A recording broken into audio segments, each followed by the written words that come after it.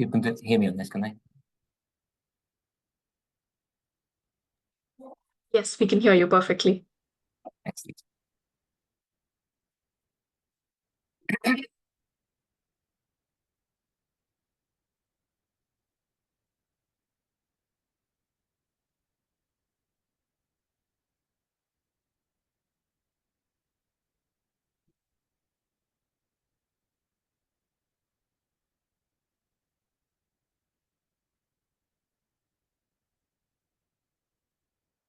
Hello and welcome to the MRW Champions Summit 2024. I am MRW editor Corin Williams. This year we have curated the event to delve into the detail behind the best practice in the sector across four key themes of people, skills, safety and social responsibility. I'd like to thank our sponsors Circuli and Evreka for their support this year in making the summit happen. You can join the discussion using the hashtag MRW Champions Summit 2024 on Twitter to share your thoughts and key takeaways from the event. We encourage you to ask our speakers any questions that you may have using the Q&A box on your screen. If we don't get to your question, we'll endeavour to address it in post after the event. The 2024 National Recycling Award shortlist will also be announced at the end of the summit, so make sure you stay tuned.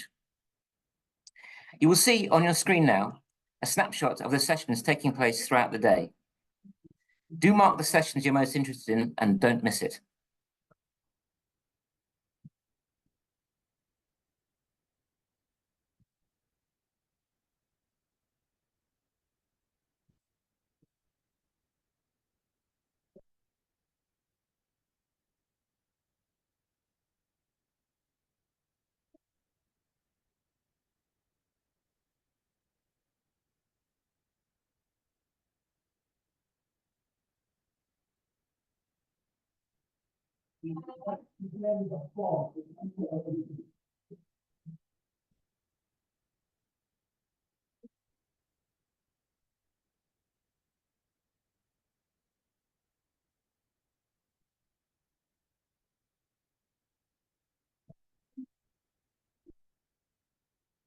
There we go. Now, here's our first session of the day. Leadership Development, Cultivating Our Future Leaders with May Al-Karouni, Chief Executive and Founder of Globe Chain. So welcome to you, May, and thank you very much for joining us. Hi, Corin. Thank you for having me. It's a real pleasure to have you along.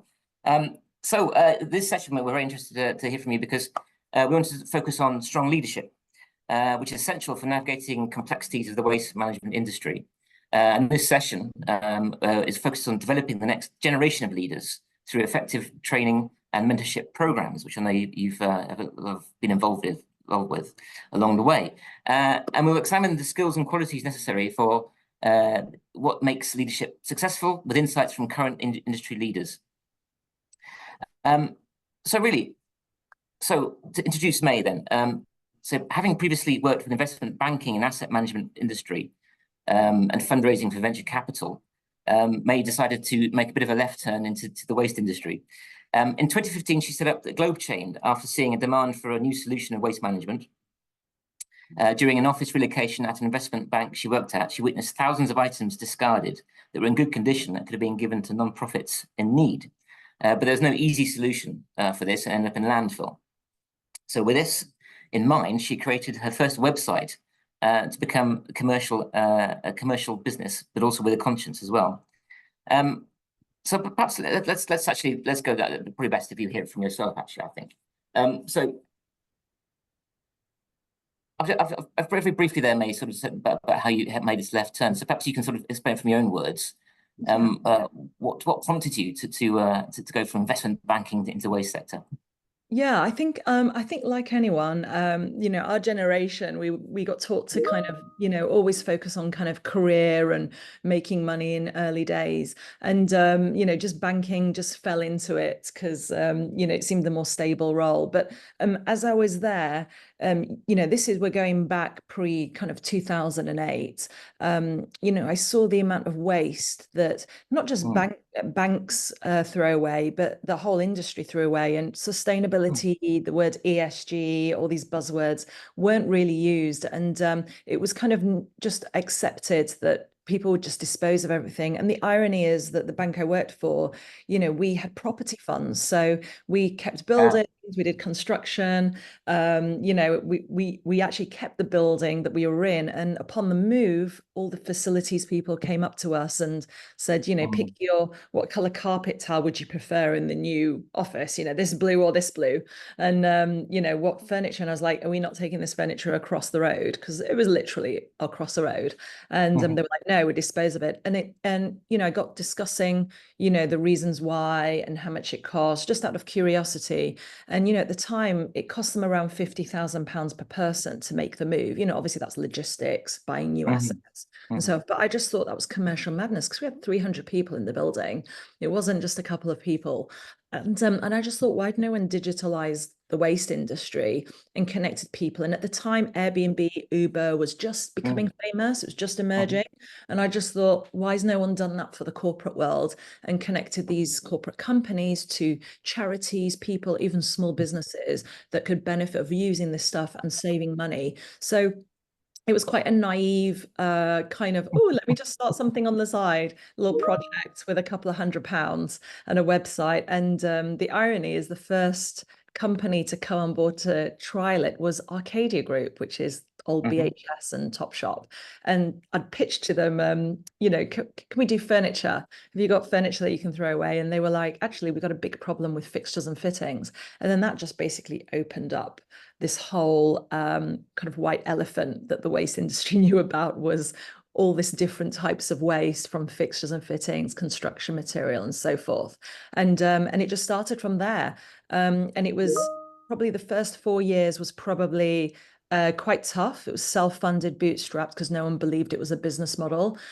So from a leadership and, kind of pioneering and vision, you had to really be quite strong-headed and believe in something that people really didn't see it at the time. But the thing that kept me going was there were quite a few businesses that were intrigued by it. So, there are people out there that could see, like, actually, that there's a solution here for a problem that we don't know how to solve. It wasn't quite there yet, obviously, at the time.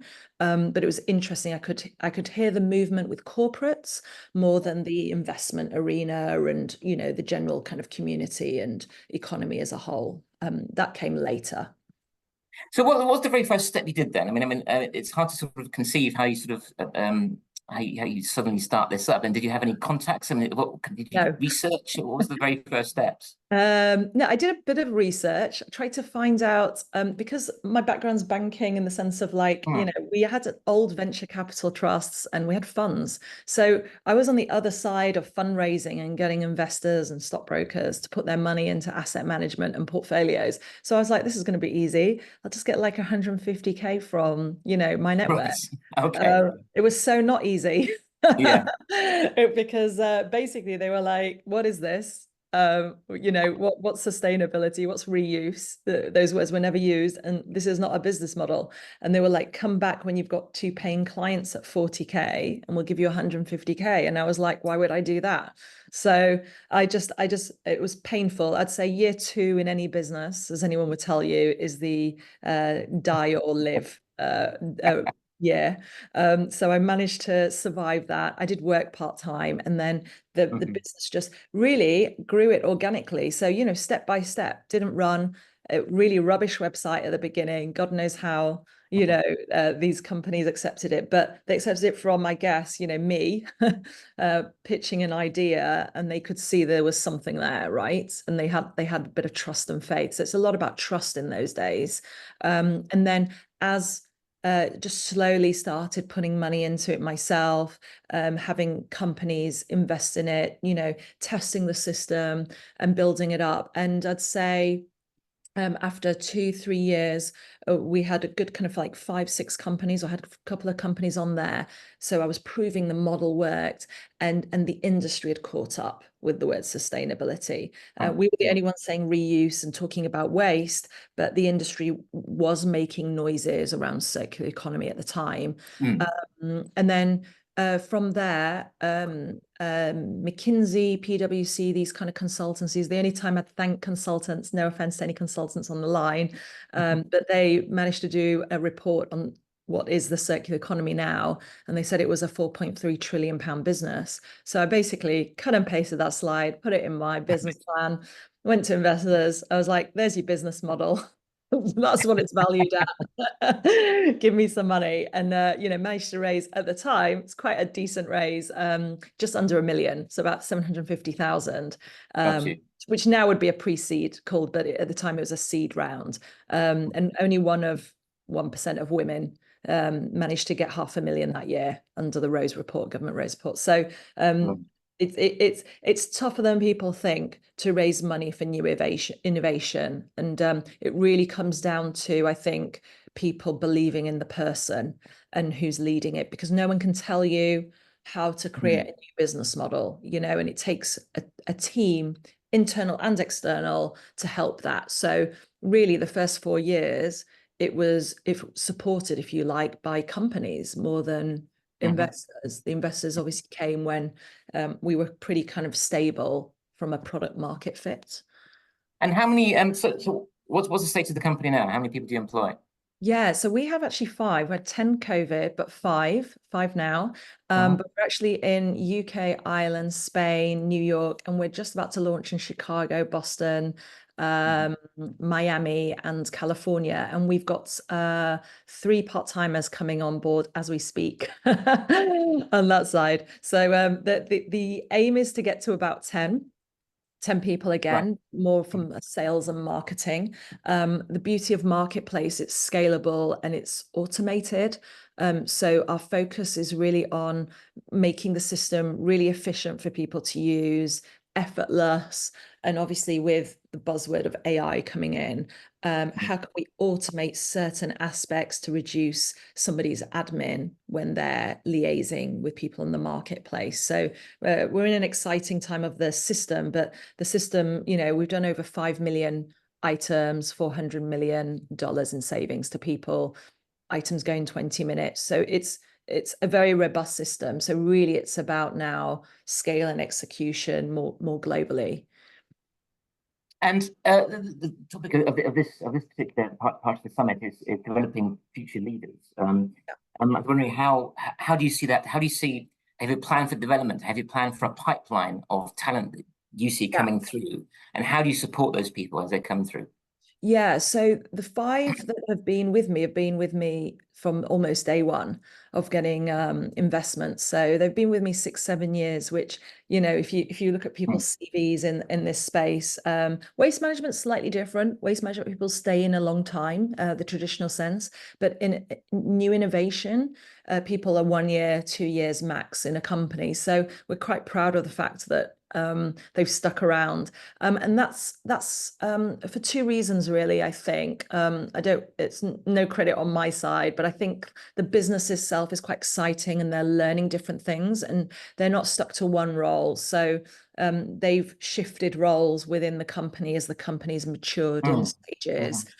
Secondly, I think they really like and invested, have a personal interest in kind of, economics, sustainability, and from a commercial head, rather than just, I want to be an environmentalist and I care about the environment. There's a nice balance between the both. And, when we started kind of hiring, we were getting a lot of like activists come on board, which is good and kind of bad in that time, because their focus was, kind of revolt, lobby. And we work with really, big corporates that are nervous already about doing good things and don't want to be criticized. So there was a fine balance, but it was really about educating them and getting them to see a commercial element. So have a balance between, pushing the boundaries a bit, but also a commercial element and respecting kind of the clients and who you've got on board, and seeing that actually these clients are wanting to do something different. So, give them a breather. So that was quite interesting at the beginning, because we had a lot.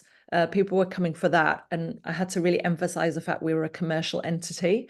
I think that's right. I think that's probably common theme, I think, across the sector, and probably with MRW as well. You get people coming for different reasons, but it's quite rare, I suppose, for me, from your perspective. You went from this immense expertise with the financial world, and then you got the environmental bug, I suppose.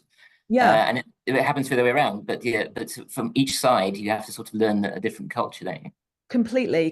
And one thing that I think is very underestimated and kind of undervalued is, I remember my investors at the beginning were like, what's your culture and what's your value? And I was starting to recruit.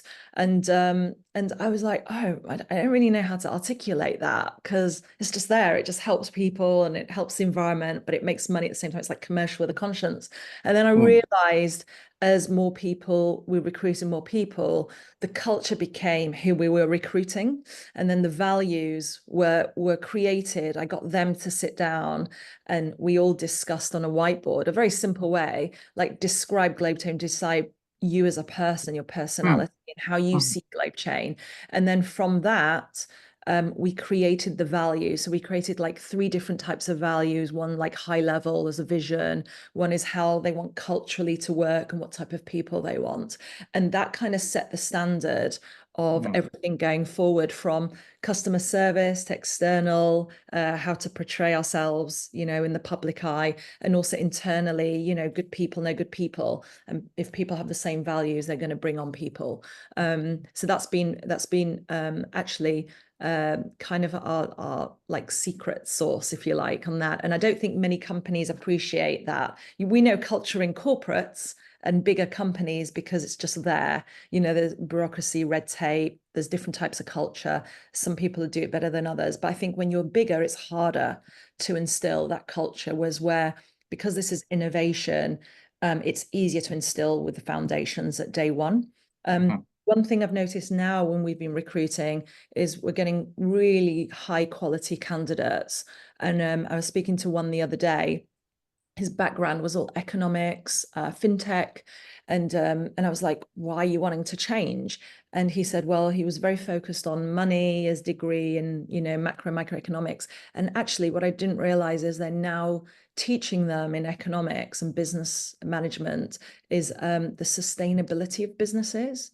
So they're putting in a very different angle to how businesses are sustainable. So a lot more focus on energy, solar panels, how businesses are impacting with ESG. And he realized when he was doing his degree that actually it wasn't the capitalism as he knew it. It's changing. So that kind of brings out a different kind of caliber of candidates to bring in. And also they have a very different perspective because of their education, which is quite exciting, I think, at the moment, because I think we were lacking that a little bit. So cultivating future leaders, answering the question, I suppose, it's education is often where it starts. And I wondered, what since you were new to the sector back in 2015, what was your impressions, I suppose, of waste, how waste management companies are run, the range of them, the kind of people that are in them, the culture of it, I suppose. Yeah, it was very I always used to joke, and some of them are very good friends of ours now, but specifically construction industry and facilities management, it was known as like white man in a basement. They have no light in the basement. They're kind of the forgotten lot, but actually they're the ones operating and making everything move smoothly in an organization and building. So bless them, they were grumpy at first, I'd say, because they had to change completely the way they were working, and they were being told to do crazy things. And they, to be fair on them, they didn't have the structure, the software, the support to do that. But something shifted in COVID, and suddenly everybody was open to differentiate themselves. And some of our best clients are these people, and it's brought out the creativity and innovation in them as well, which is really nice to see. So we have no issues with them now. But that's how it used to be. But it's exactly what you said. It's education and fear as well. I think people are fearful of trying new things, especially in the waste market. And what they still don't know to this day, some people know better than others, is how much they spend on waste and logistics. It's a big problem. In order to justify new innovation and new budgets and change models, people have had to really dig deep into their own organizations to see the financials. And sometimes what they find is not what they like, and they don't know how to, they're a bit scared of positioning that to maybe senior exec boards and things like that. But that was a challenge. It was like, how much are you spending on your waste? And we can help you save money on that. Never mind your ESG that helps with bond financing and so on. So it was an education piece all round, internal and external. I think, yes, I seem to start talking about bottom lines. I think that's kind of that's universal, isn't it? Really, that gets across. I think we touched on that in your last response, but I was wondering about sort of reputation in the industry. I suppose, yes, you're right. It is sort of seen as a perhaps more traditionally male-dominated sector. Do you see that more women are coming into the sector, more leaders coming to the roles? Do you see it as changing? Yes, I do. Construction, I see a lot. It is focused more on like the sustainability roles, but there are kind of management and people in more like retail corporates and sectors like that. I see more females. From an investment side and funding side on the waste and facility side, no. It's still far away from seeing that. But for me, it's more important to get that thought process and the culture and future leaders of people already existing that appreciate there's a new spectrum of people, if you like, coming in to the industry that can really change things and take a few more risks, whereas people that have been there for like 10, 20 years may not want to take risks anymore in fear of their job. So I think that's more important, as well as the female thing. I don't have many problems with the, oh, I'm a female, telling you to do something new to a man, for example. But I do see it's sometimes internal. There are politics, which unfortunately affects us when it comes to decision making. But it's definitely changing. I think it's definitely better. I'd say sectors of investment are much worse than construction, because construction has another problem. It doesn't have the skills of the new generation coming through. So I know a couple of companies that physically go to graduate fairs to try and engage people, to make people understand that you're not just a builder or you're not just you're in a shop. It's kind of a consultancy, this ESG, sustainability, circular economy. Yeah. And I'm sure there are plenty of waste management companies that do go to recruitment fairs and actually have this kind of thing. But whether that's across the whole sector is I don't know, but that's interesting. I'm very sorry, but I think we've pretty much reached our time. But thank you so much for speaking. It's really interesting to hear your journey, and it's such an unusual one, but one that I hope that many more people from the investment banking side will make. Yeah, hurry up. And so I'm not sure we got the chance to respond to any questions, but if any watchers out there want to submit anything to May, we can pass on any messages to her after this, and we endeavour to get a response. But thank you very much indeed, May, for joining us, and have a good rest of the day. Take care. Bye. That's great. Bye. Thanks a lot. Well, thank you for that. Okay, and next up, straight on. This is to do with building a future beyond bars, I think what we called it. The switchback model for lasting change. Now, then, the waste sector has been, I think, rather forward in giving people opportunities in employment that other sectors perhaps haven't. There have been a number of companies out there, noticeably Recycling Alliance and Economy, for instance, who have given ex-offenders and people on probation the chance to gain skills and set up new lives. With that in mind, we reached out to Sian Williams from Switchback, a London-based organisation. And I believe that Sian, you took over in October 2022, I believe. That's right. Yeah, I did. And so your organisation focuses on young men leaving prison and helping them gain skills in order to live a sustainable life from then on.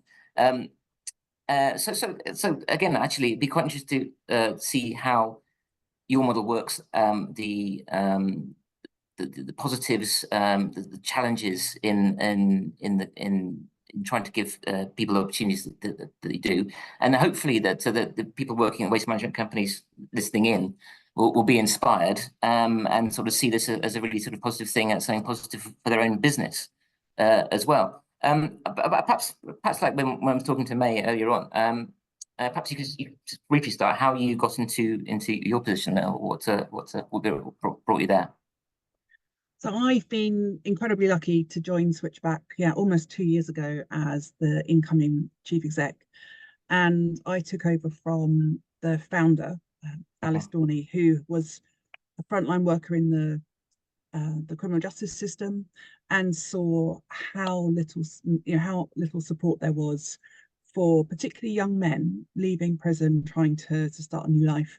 And when I read about Switchback, I was, on the hunt for a new role, put off being a chief exec.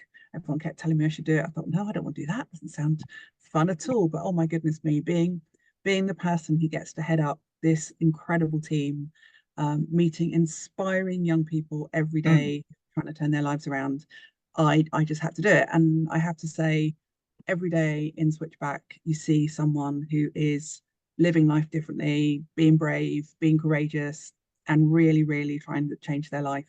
And it's a joy to be here. So what was your background before you made the move then? What experience did you have?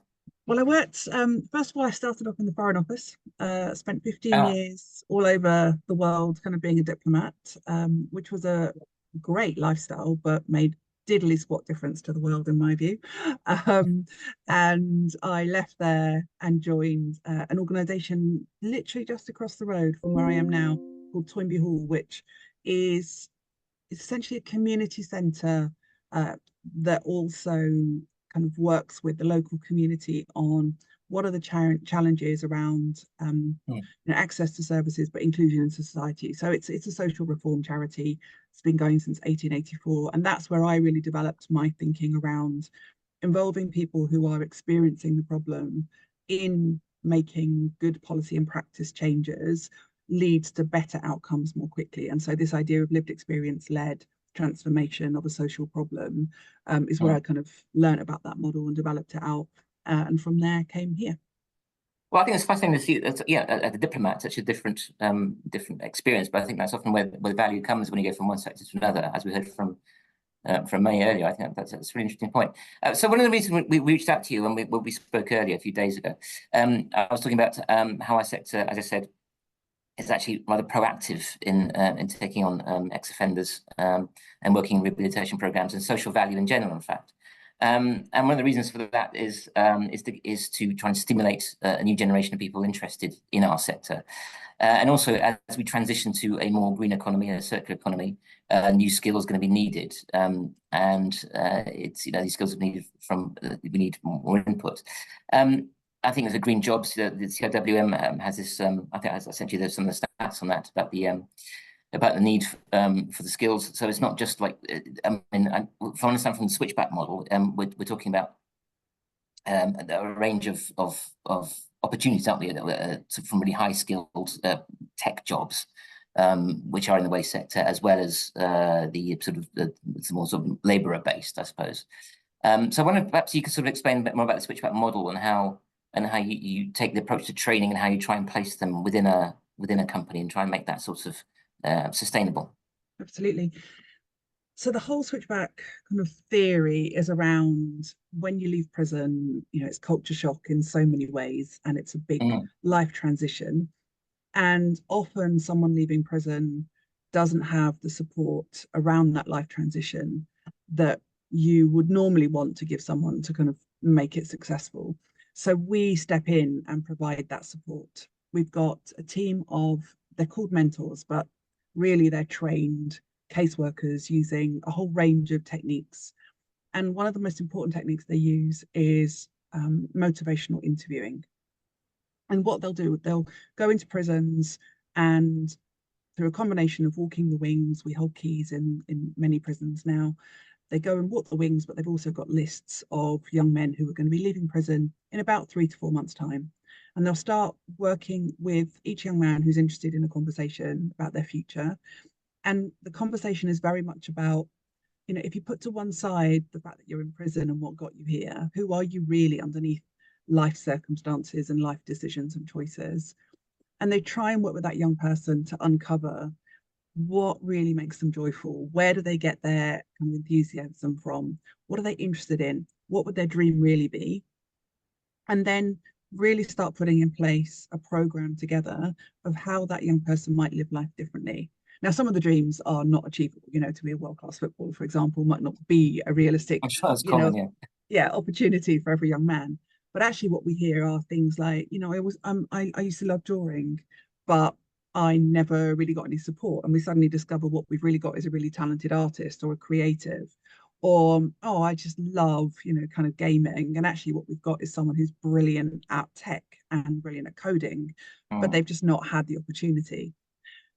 So when we're working with a young man, we're thinking about what is the motivation for them to really stick with their new life post-release.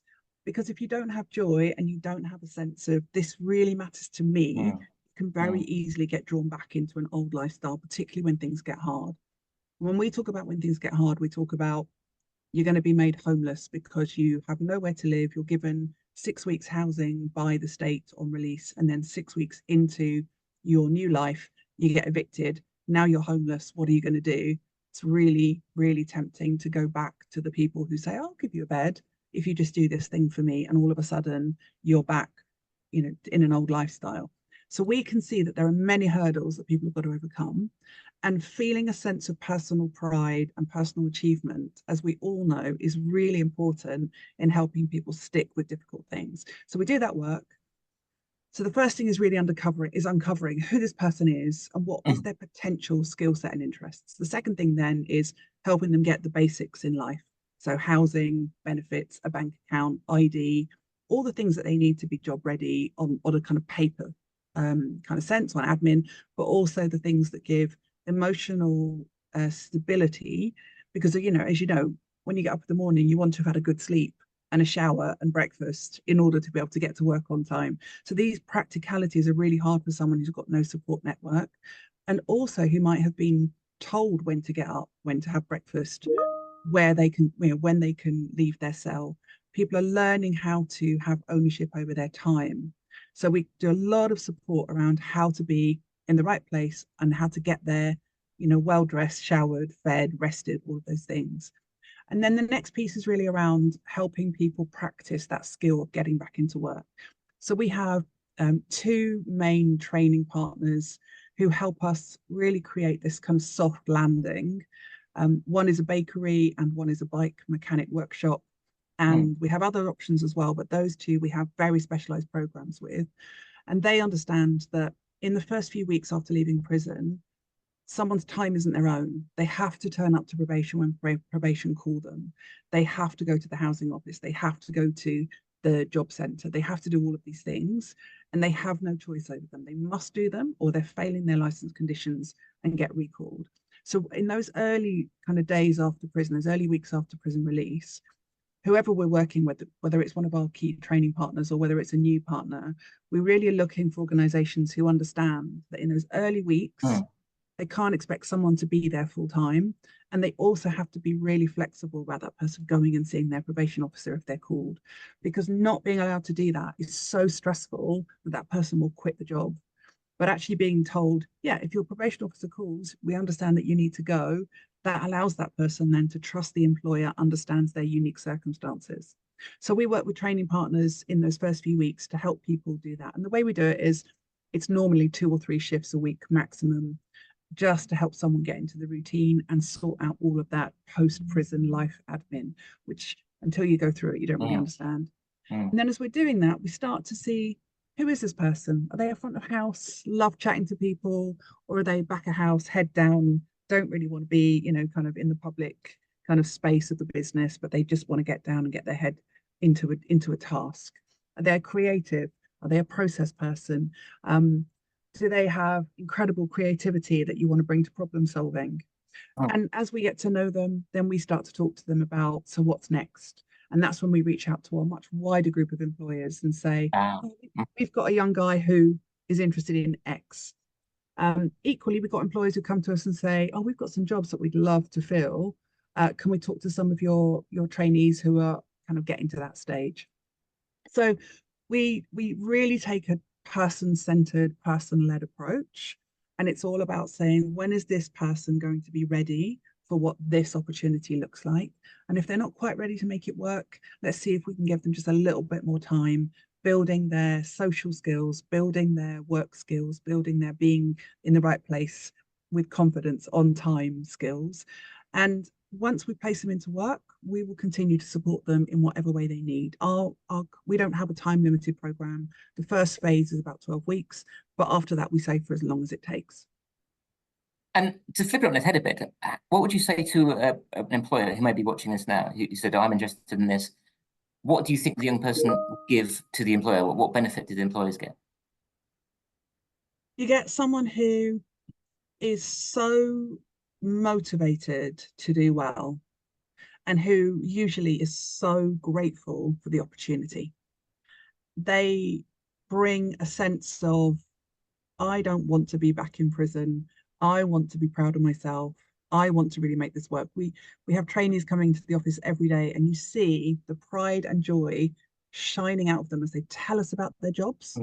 And they really understand that this is an opportunity to reclaim their life. They don't see it as a job, they see it as a life chance, and they work their socks off.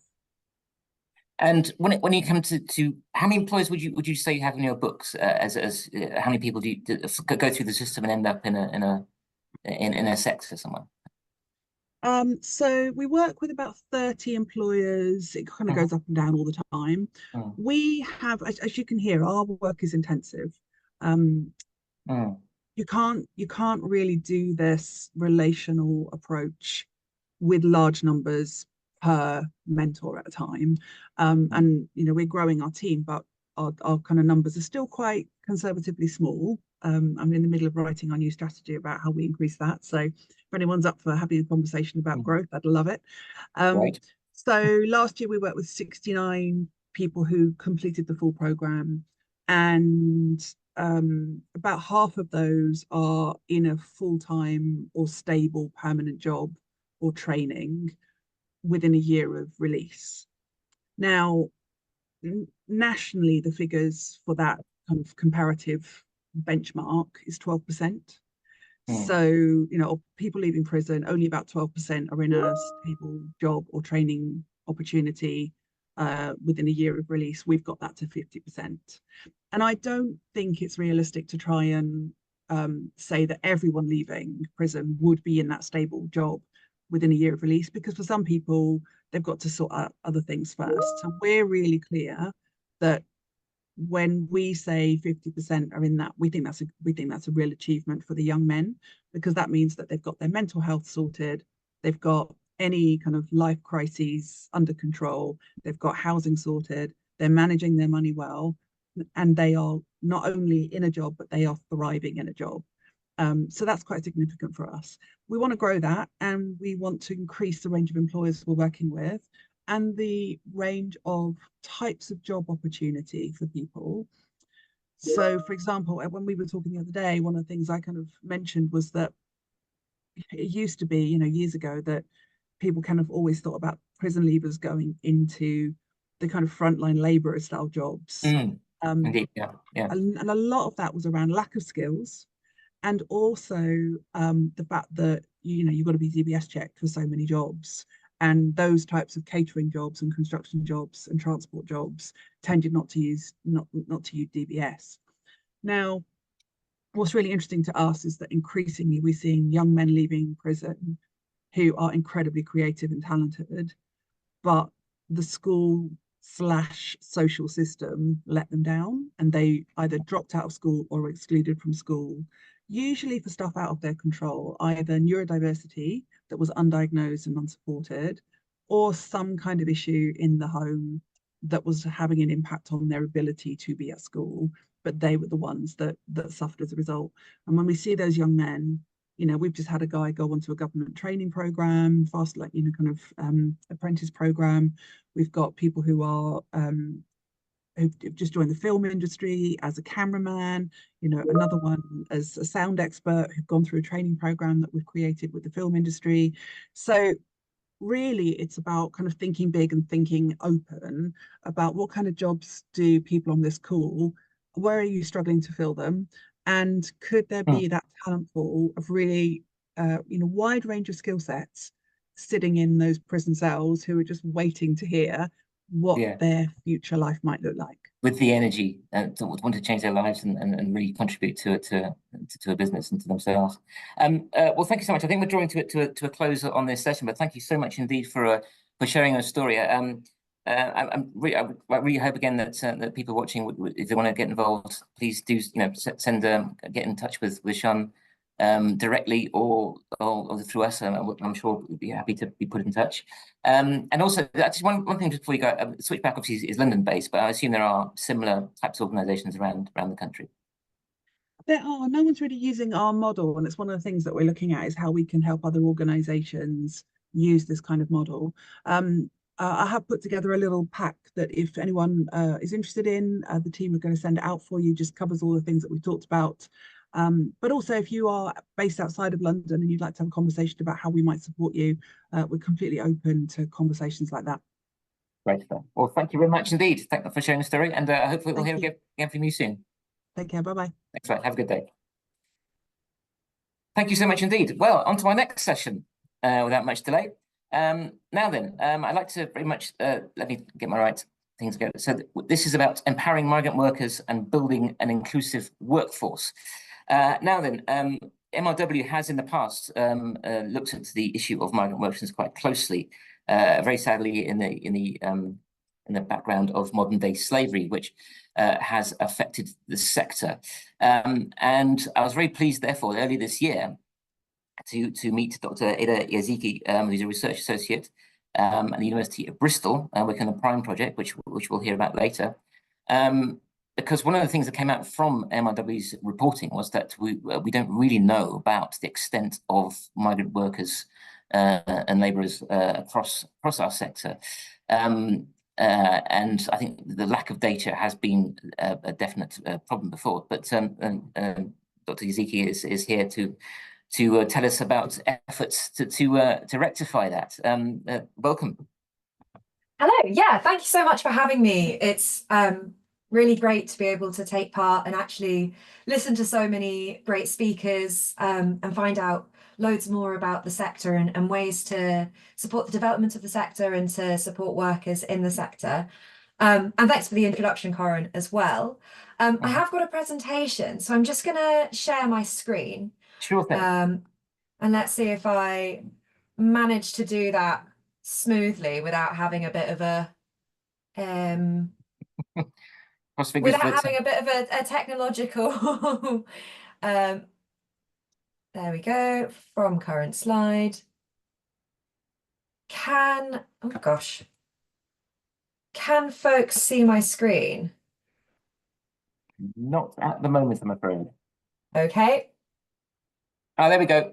We are now. Okay, fantastic. Well done. Great. Okay, I'll get cracking then. And I do have a tendency to overspeak, so Corin, please do shut me up if I start to go over. So yeah, thank you for the introduction, Corin. So I'm a research associate on the Prime project at the University of Bristol.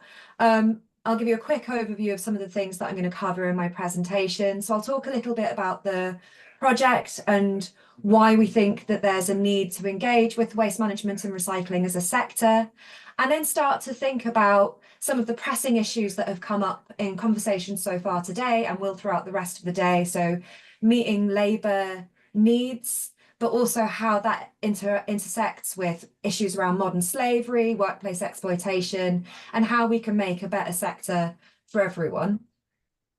So the Prime project is a large research project. It's funded by the European Union, and we're a consortium of 7 institutions.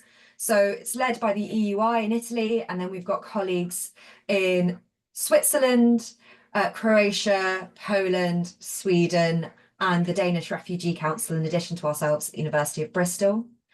And the main focus of the project is exploring the role that national institutions and public opinion have on shaping migrants' experiences across Europe. And we're doing quite a lot of research. So we're working with employers, with policymakers, with NGOs and migrants themselves. And we're developing sort of new policy strategies for addressing issues around migrant labour across the European Union. And the reason for this is there's huge variation in the conditions of migrant workers across Europe.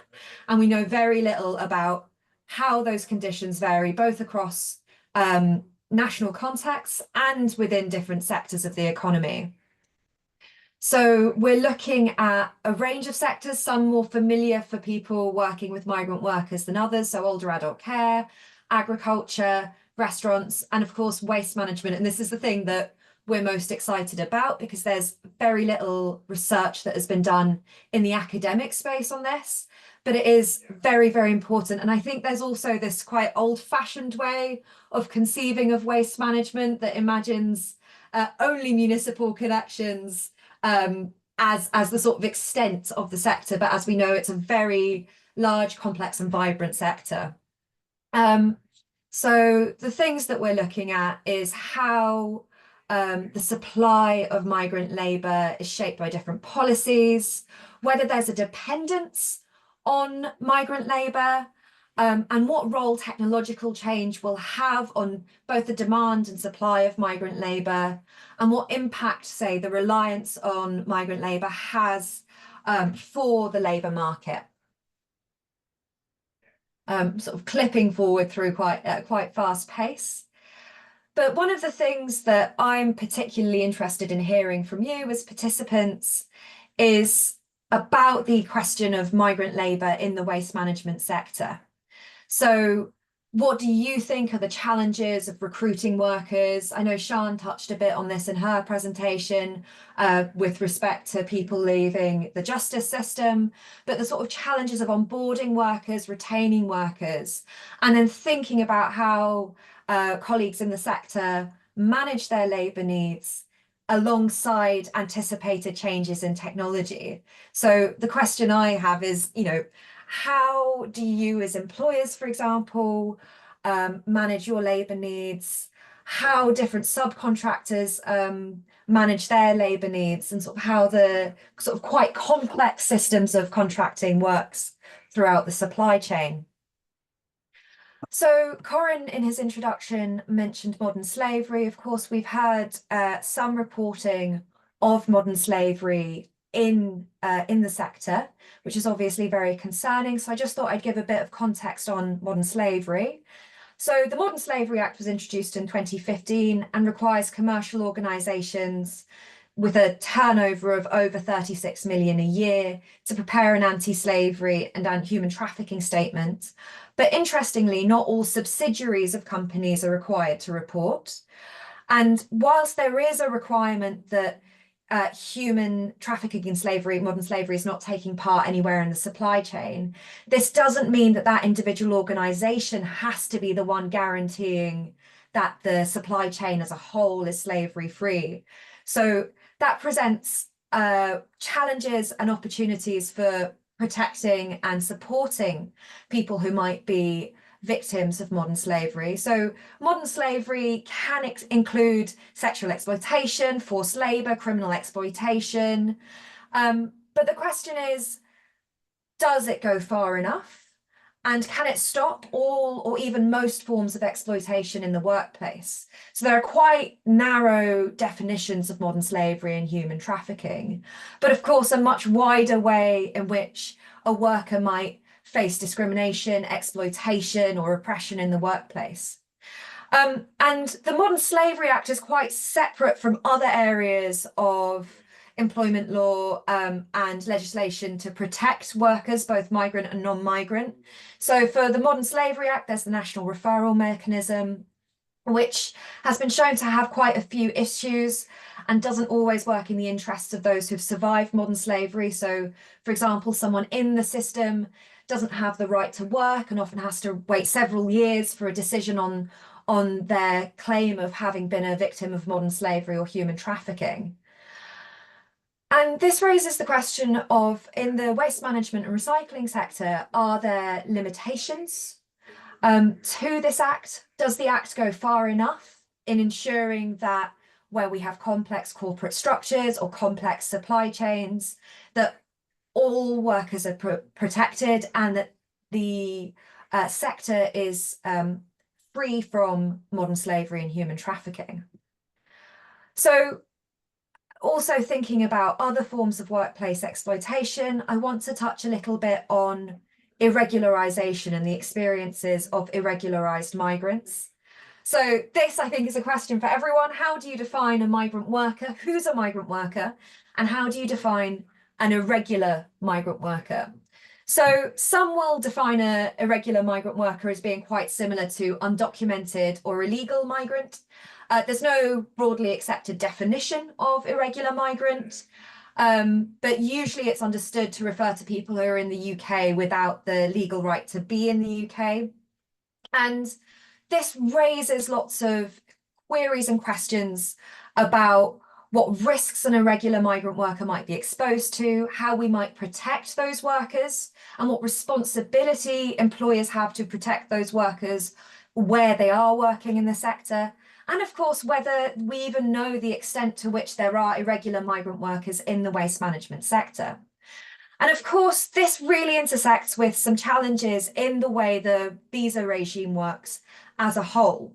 So someone might have a valid visa, but then changes in circumstances or in the rate at which the Home Office is processing changes might place a person into a situation where they become irregular. So, for example, until recently, people who held certain types of visas could be joined by their families and have the right to work, but now they don't. And that sudden change has meant that lots of people are left without the right to work. So what does that mean for workers who are already, say, working in the sector? And how do employers keep track of those quite complex and changing areas of legislation where someone who might have the right to work on Monday doesn't have the right to work on Tuesday and become more exploitable because they lose their legal right to work? So we know that there has been investigations into modern slavery in the sector. And we also know that the sector as a whole is very, very attractive to investors. It's very lucrative. We also know that at the moment, there's a lot of quote unquote, we know it's not, we know that low skill, high skill is a bunk definition, but all labor is valuable, but low skilled, often manually intense, sometimes dangerous work. We also know that there are lots of subcontractor relationships and supply chain issues. For example, a local authority who's contracted the local authority contract out to another company might have several other companies working beneath them. So those working in procurement at the level of the local authority might not know exactly what's going on several steps down the chain in terms of whether you've got a migrant worker or an irregular migrant worker who's unable to raise health and safety concerns for fear of losing work and not being able to find work elsewhere. And so we're really interested in finding out more about this. So we're conducting research with employers in the sector, we're conducting research with workers in the sector, and with labour agencies and policymakers working in the sector.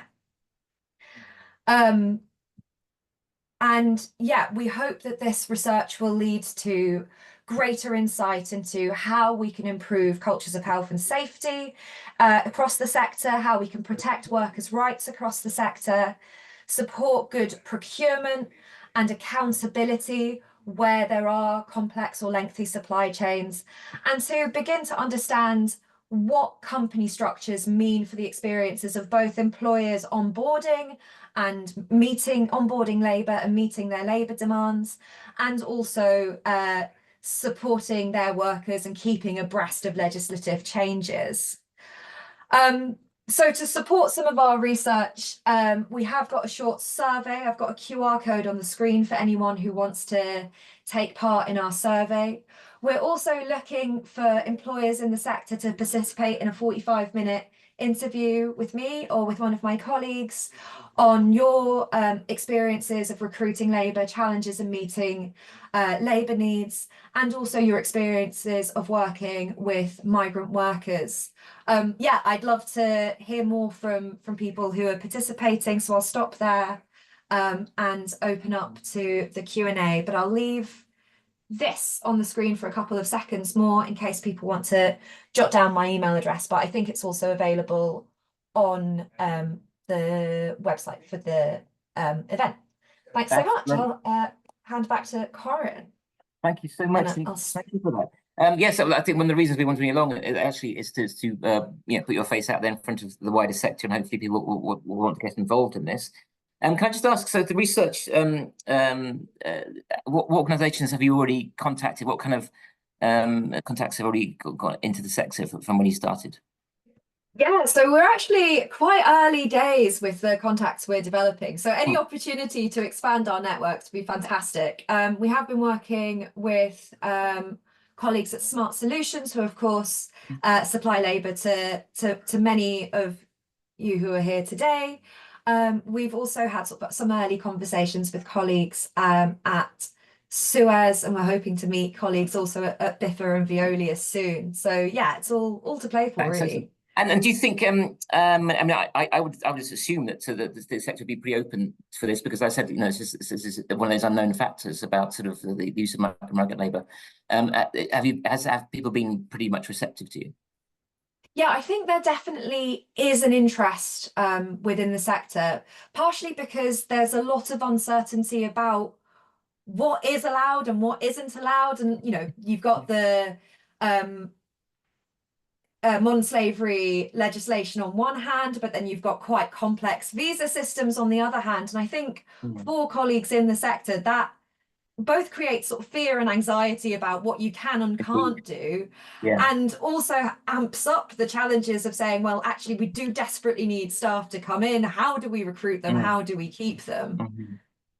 And the other thing, I suppose, is that you're talking about sort of the large sort of Smart Solutions will be supplying, you know, thousands of people to hundreds of companies. But there'll be lots of other more informal routes into labour, which, I mean, there may be, you know, somebody just advertising on Facebook, we need somebody to come down to help us out today, and that sort of thing. Is there any way of getting down to that kind of detail, or is it just that's further down the line?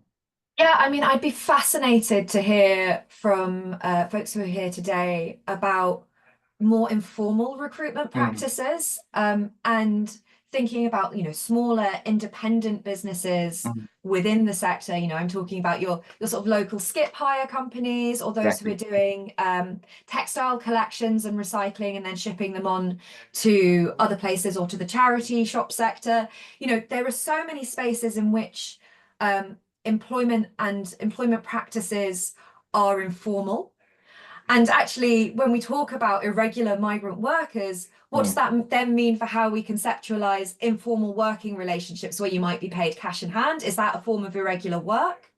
And then what responsibilities does like a small business, or a business that's a large business who's subcontracted several layers down the line to a smaller business, how do you maintain that accountability? How do you ensure that your different routes to recruitment are above board? And what kind of, I mean, are you expecting to publish a big set of results, or are we going to is it going to come out in stages? What kind of production have we got here?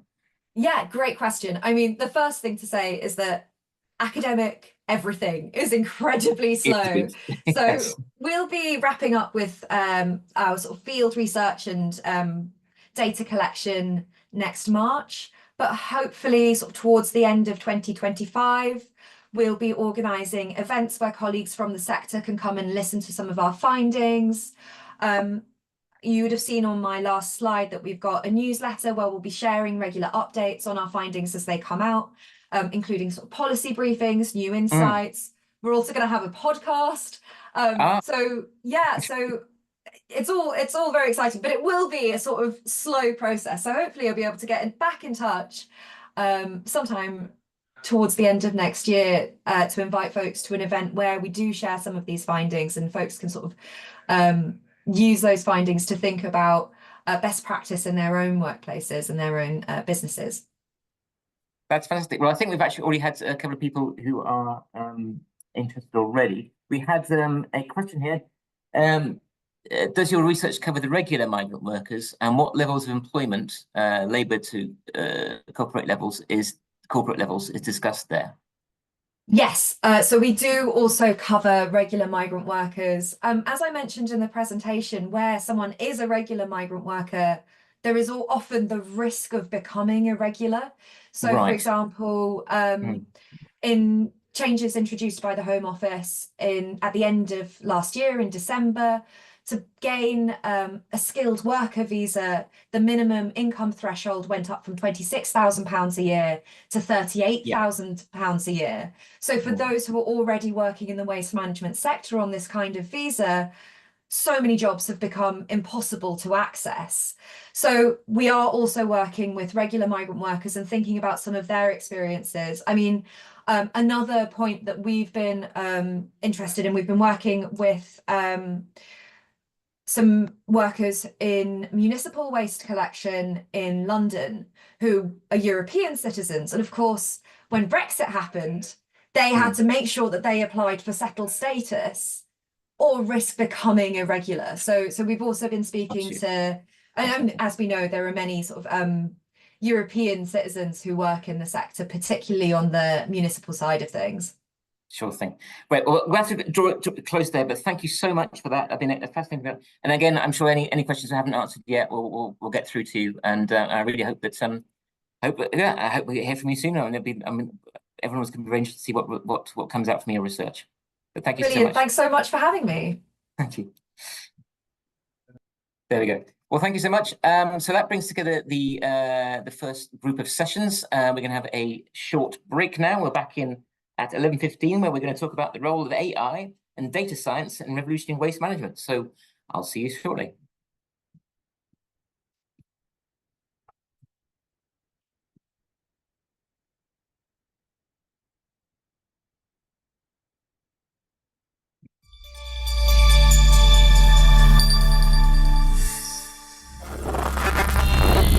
Every industry faces waste management challenges. From manufacturing to healthcare, packaging to retail, better waste management is a critical concern. The businesses have question marks about reaching their sustainability goals and compliance with ever-changing regulations. The manual process is time-consuming and prone to errors. To solve all these problems, we introduce Waste Dashboard. The process begins by recording different waste types using mobile and web interfaces either at collection points or in the storage area.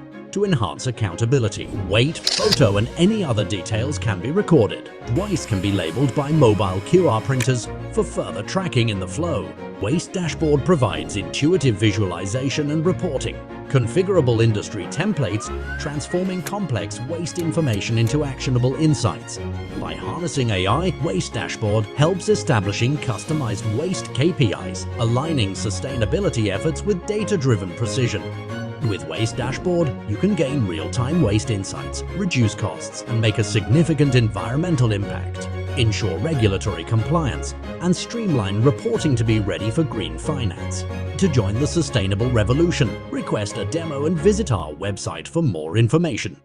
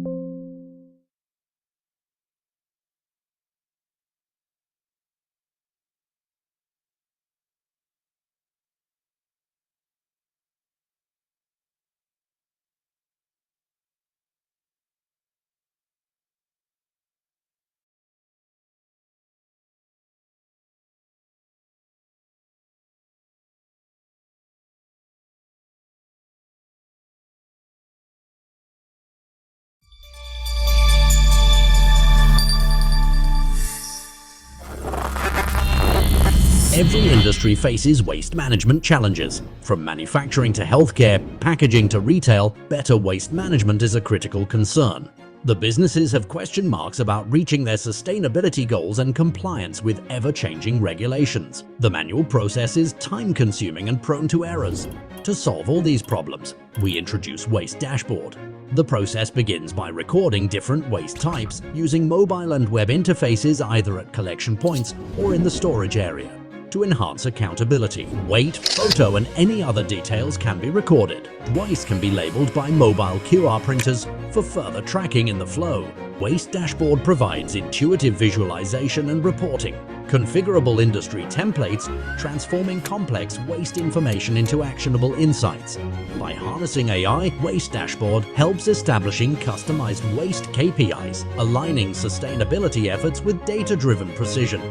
With Waste Dashboard, you can gain real-time waste insights, reduce costs, and make a significant environmental impact, ensure regulatory compliance, and streamline reporting to be ready for green finance. To join the sustainable revolution, request a demo and visit our website for more information.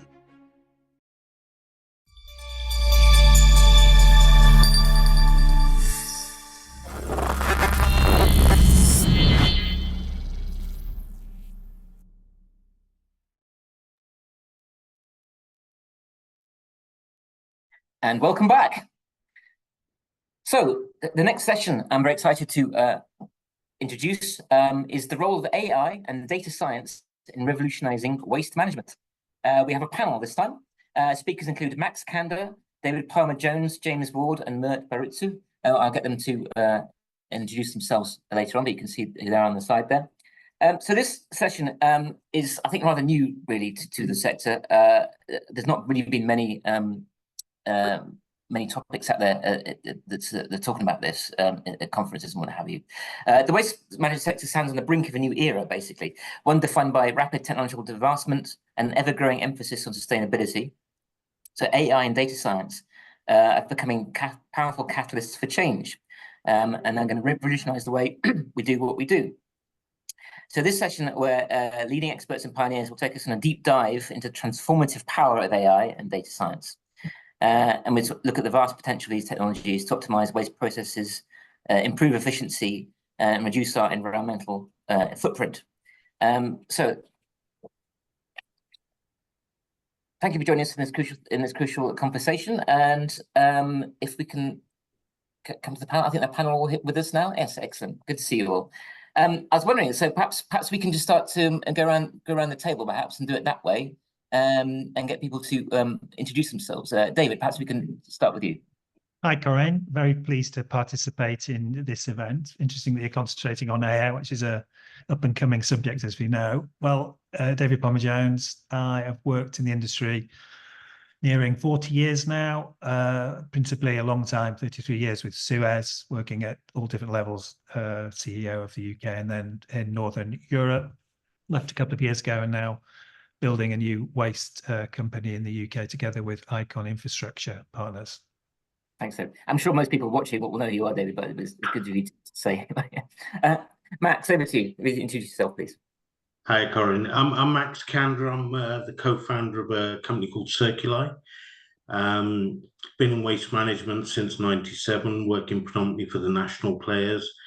And then from 2012, MD of an organisation called UK Waste Solutions, a waste management brokerage that we eventually grew and sold to Economy last year.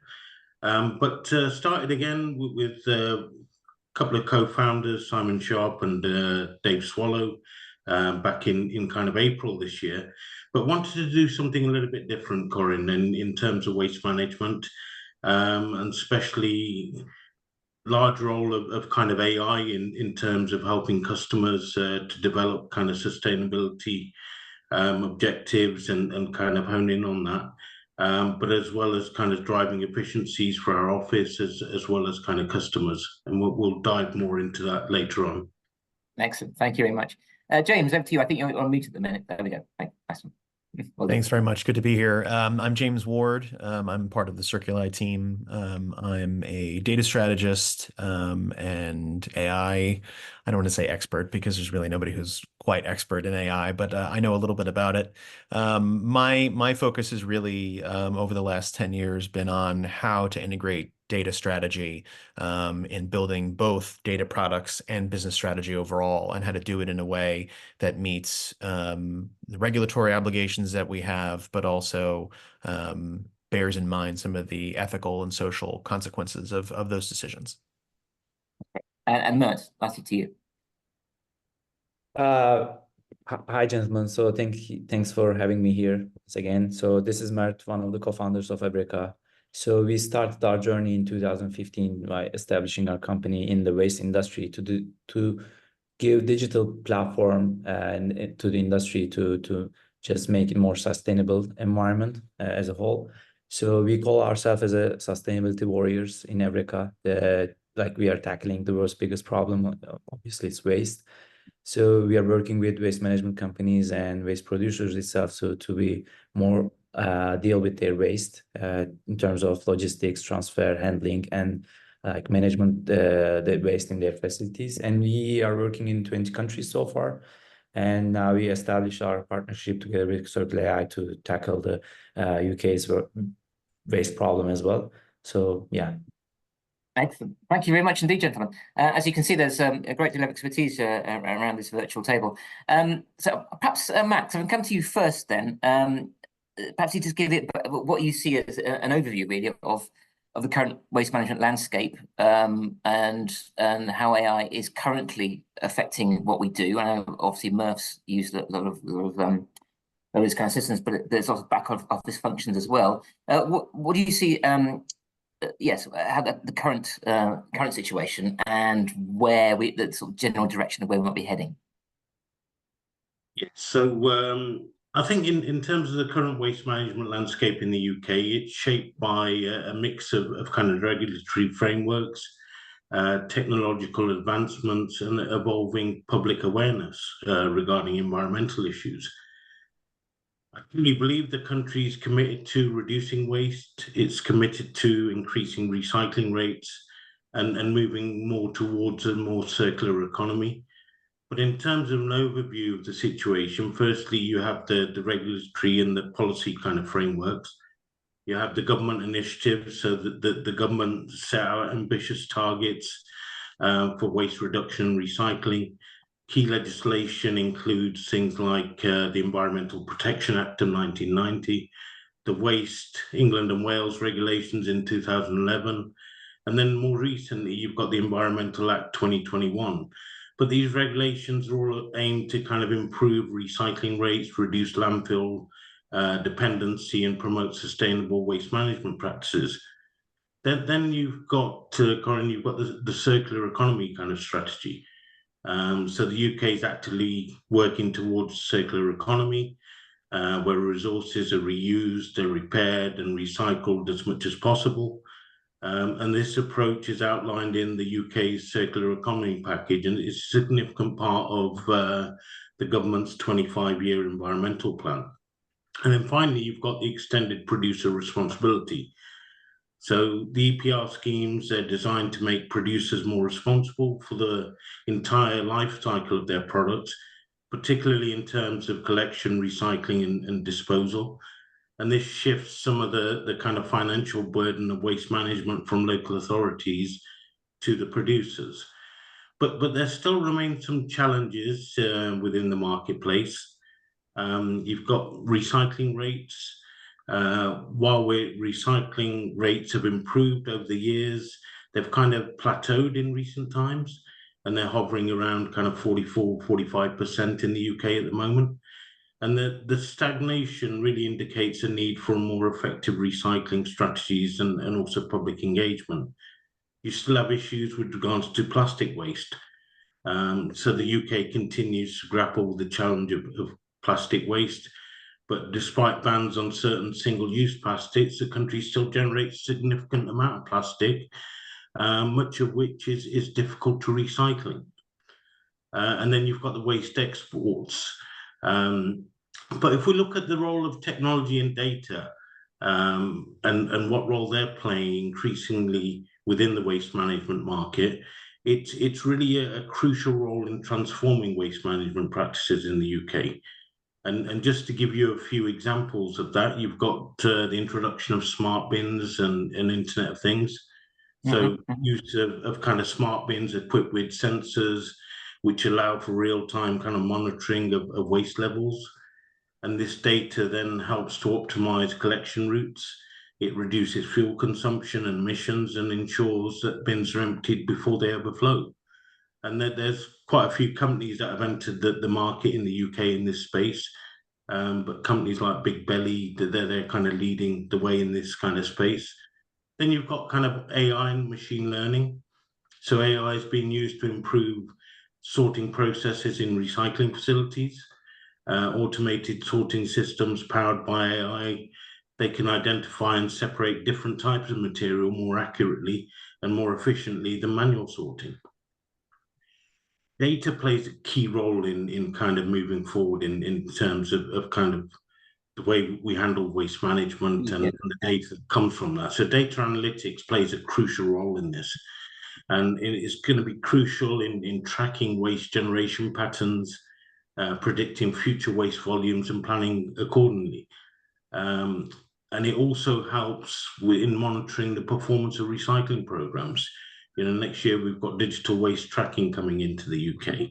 And I'm sure David will talk a little bit more about that and kind of the gap that we've got at the moment within the UK market in terms of knowing how much waste we're actually producing in the UK. That's great. Thanks so much for that. That's a very comprehensive overview. It's quite right. Yes, I also discussed as a panel discussion. So please, if people want to raise their hands or just speak as a more flowing conversation, then please do. I'm here sort of to prompt things going on. But perhaps Max, you mentioned David there. So David, you've been in the game for a very, very long number of years.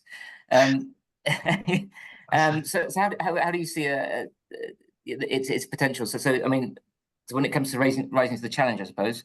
What do you see what's going on, and is it something that companies are going to have to do, or they'll be left behind, I guess? Absolutely. I'm very grateful, Corinne, that you didn't term me as a veteran. So that's a great start for me. So Max has picked up sort of on the key trends. Maybe if I can try and drill down a little bit into some practical applications of this and why we're doing this. Max was completely right about focusing on the challenges presented by a raft of new legislation when the consultations are finished, but also you've got other pressures around shareholders who want better ESG of their companies, consumers demand more and more, so we're having to run faster in order to live up to the demands that are made by society to improve the way that we manage waste. And Max mentioned 2 or 3 of those. For me, they're the same: data, visual recognition, and robotics. So data, clearly, AI is absolutely such a powerful tool in terms of the interpretation of huge data sets. And Max mentioned digital tracking. I think that's a key to exploring 2/3 of the waste volumes of the UK that don't presently attract a granularity of observation, which is so critical when you're developing not only the services, the infrastructure, but also policy associated with that. So I'm looking forward to see how that works. So route planning, I think it's all about this dynamism. So it's a dynamic approach. We've seen computer algorithms 20 years ago trying to route plan. That was seen, with some skepticism in the market. Now you're seeing the application of AI and machine learning on top of that, You get an ability to dynamically improve your services as it goes. Things like weather incidents, traffic reports, all these sorts of things can be fed in from AI, which you can't do from, you know, a route planner in a depot. But AI allows you really to flow that information in. That improves consumption, as Max says, less miles, less wear and tear on vehicles, better for the environment. Bins, I can remember 20 years ago in Sweden that we were doing bins on SMS with fill rates. So bin is full. Now it is bin will be full by Wednesday. You can see the dynamic element appearing here. So that allows us to schedule better. It allows to give, you know, improved customer service by anticipation. And that obviously is always something customers particularly like. I think Max perhaps touched a little bit on customer service. Customer service is what we see AI most involved in today. Here it gives us an ability to do 24/7 onboarding of customers. So customers can ring in the middle of the night and onboard themselves for a variety of different services. You see some of the work around chatbots, so the ability for the public and customers to ask questions and ask questions outside of the normal working hours. Max has got a super chatbot on his particular website, which is quite new. And then you've got all this tracking element of anticipation of when services are to be delivered. The area that I've seen quite a lot of work is in the optimization of processes. So when you take, and I'll use energy from waste as a good example, because the capital asset there is so big and so expensive, 300 to 500 million, you know, the EFW market, or the incineration market, is looking at some quite significant changes with ETS, European Trading System, of decarbonisation, taxation, and that will drive, alongside legislation, some big compositional changes in the materials that they deal with. So AI will be used more and more to link the compositional change to the manner in which you're operating your plants. That helps with, you know, by developing the chemical analysis, which allows combustion to be better, which reduces ultimately emissions. So you see, again, it's this mass management of data and constant feed of the data, which helps.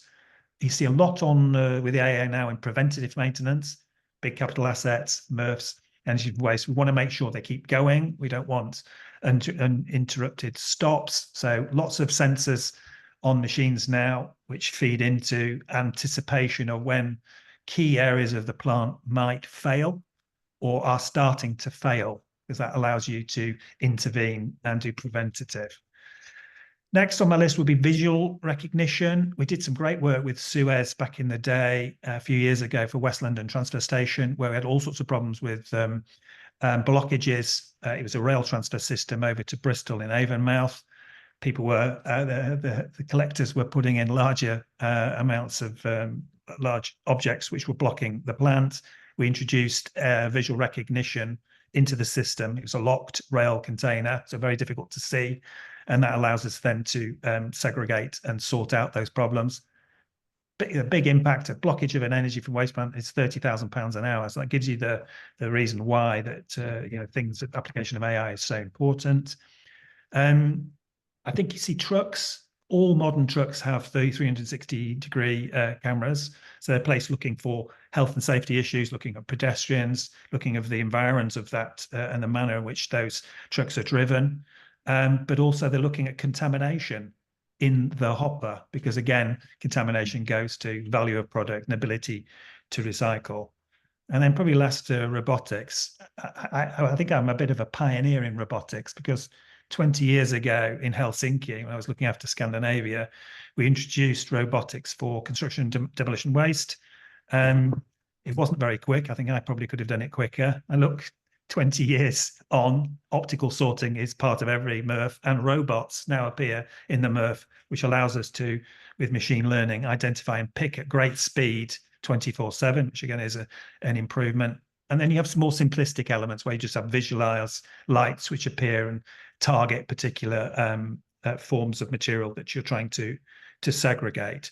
So is it a game changer? Yeah, it is a game changer. And I think our industry is great at adapting technology from others and learning from others. So yes, wait to see more and more AI applied to our industry with, obviously the benefits to both the customer and the environment. Thank you. That's a very sweeping view there indeed. It's interesting that a number of the applications you mentioned there involve predicting the future. I wonder that's a very interesting point of view. James, I wonder if there's any particular points that David and Max have brought up that you'd like to sort of expand on and go into from your perspective. Yeah, I think there's no shortage of hype around AI right now. If you want to get your startup funded, change the headline from cryptocurrency to AI. But the real question is, where is the value proposition at scale? And in any industry, that's the question. And here, there aren't an infinite number of players in the waste management space. So the scale exists on the customer side. So if the scale for the value proposition of AI in waste management exists on the companies, on the customer side, or on the pickup side, we've now narrowed it to a fairly limited number of actual recognizable benefits for consumers. And both David and Max have hit upon them. It's the predictive capabilities and the internal self-awareness that comes from having tools that can analyze things that you can't really see. And so from our perspective, if we're talking about building tools that are going to be of benefit to a medium-sized enterprise, what do they need to know? They have supply chain issues that they don't know about because they don't think about supply chain from the whole supply chain perspective. They never, ever think about the waste management side of it. It's always on the front end. How do I get things here? They also don't know what their consumption habits are saying about themselves. And I think when you start giving people information about what their consumption habits look like, and that's easily detected, that's more easily detected by the use of sensors with respect to what's in their bins or what their pickups look like, than many times what their internal inventory management tools will tell them. That's really important. Many businesses are also keen to show, and maybe even more than show, actually accomplish ESG and circular economy related goals. And even though they want to do that, they're not empowered internally to do so because they don't know what they don't know. So from my perspective, the economic benefits that David and Max talk about in terms of, reducing costs, having a clearer idea of when you're going to need a pickup, maybe reducing the amount of overhead that goes into management. All of those things are clear and they sort of prove themselves. I think where the actual AI benefit for companies is going to come is in the businesses that can provide the information loop, the information feedback back to customers, back to clients, to enable them to make more sensible decisions, and then to see their partner, their informational partner in waste management as a component of their own business strategy. It's bringing the idea of waste management into the business strategy and using these tools to facilitate that. Now, every business is going to have different needs in this respect. So glass consumption questions for pubs is going to be that's going to be an extremely valuable piece of information, but for a clothing store, less so. So being able to tailor the results and tailor the information in a way that gets back to the customer is also really important.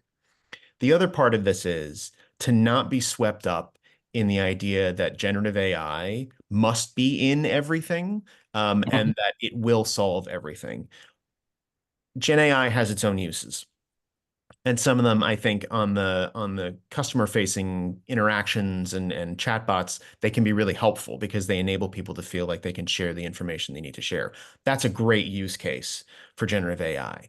But the real power behind AI tools here is in the narrow AI space. It's looking at really well-structured data about waste or about consumption or about operations and turning that into insights.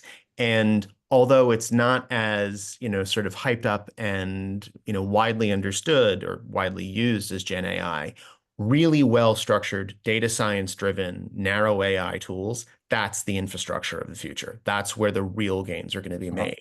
And having a business that's oriented around information flows, like turning your business effectively into an API node that can pull in information from all different sectors to be able to make more informed decisions, those, that information, that data generated by narrow AI analytics, and whether that's, predictive analytics or consumption analytics, whatever you want, that doesn't have a chatbot or an LLM on the other side of it. That's real interrogable numbers that come from things that can be validated and vetted.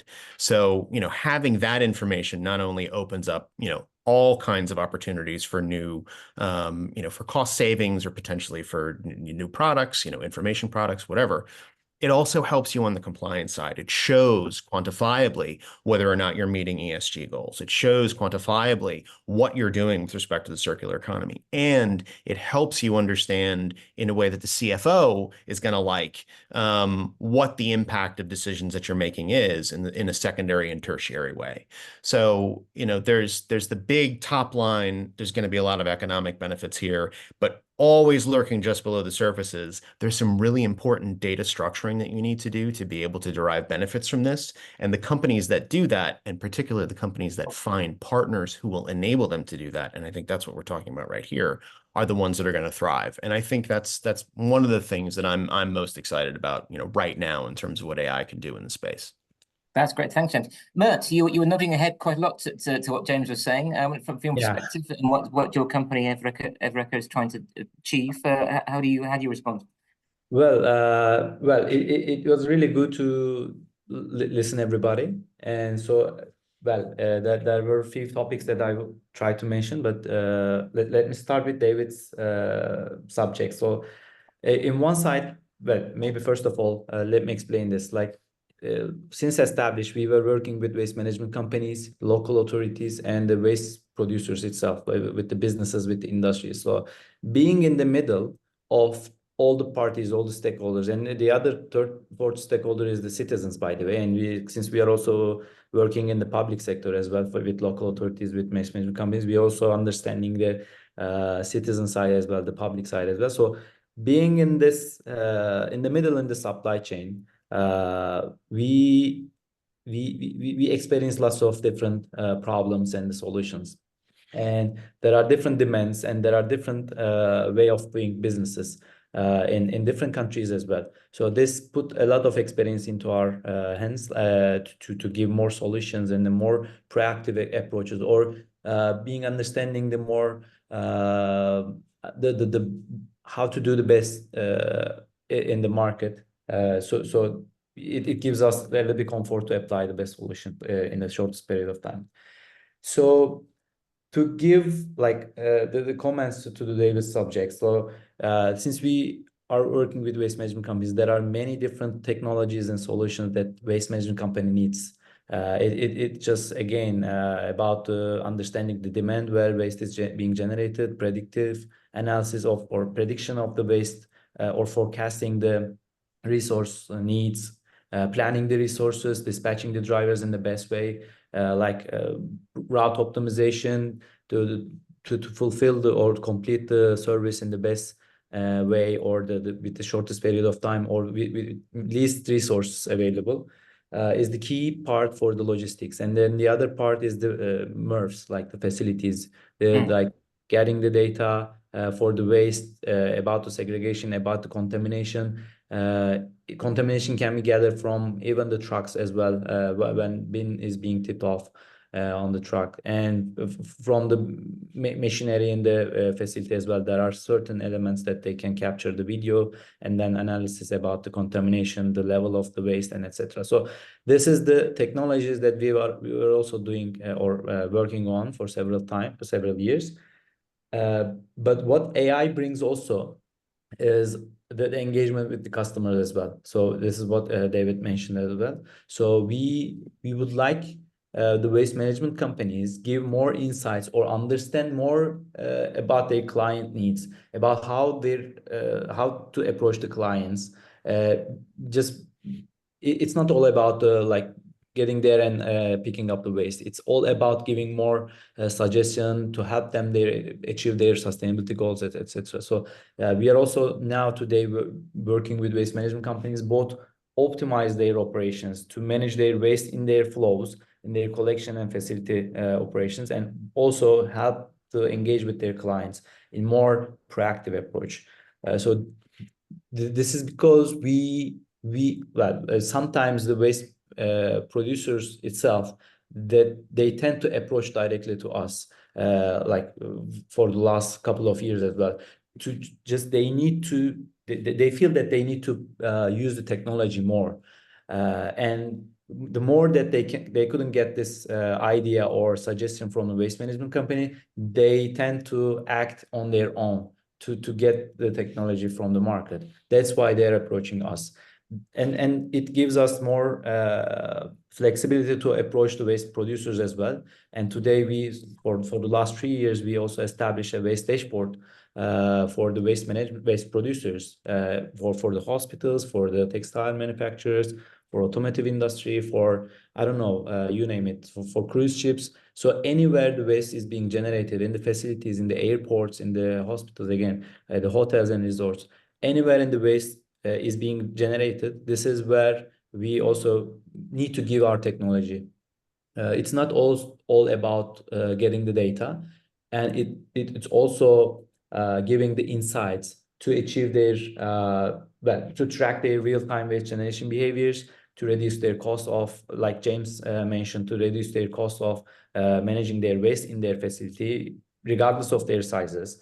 To manage their regulatory compliance, to manage achieve their sustainability goals, to just generate their sustainability reports, and more importantly, maybe streamline their data, streamline their operation. For example, imagine that you are a waste generator or an industry having operation in 6 different countries. So how you can manage to make it more standardized in all countries, in all branches you have, and with all different waste types that you generate in different regions in the world. So, and to be honest, it's not all about the waste. So being reducing the cost or being compliance with the standards is one part, and getting benefit from those materials is also another part. Since the waste is also a potential secondary raw material for another industry, as again James mentioned. So one, for example, an used coffee material or waste can be a raw material to another industry. Mert, can I quickly interrupt you? Corin, I think the time is approaching now, the end of the session, if that's correct.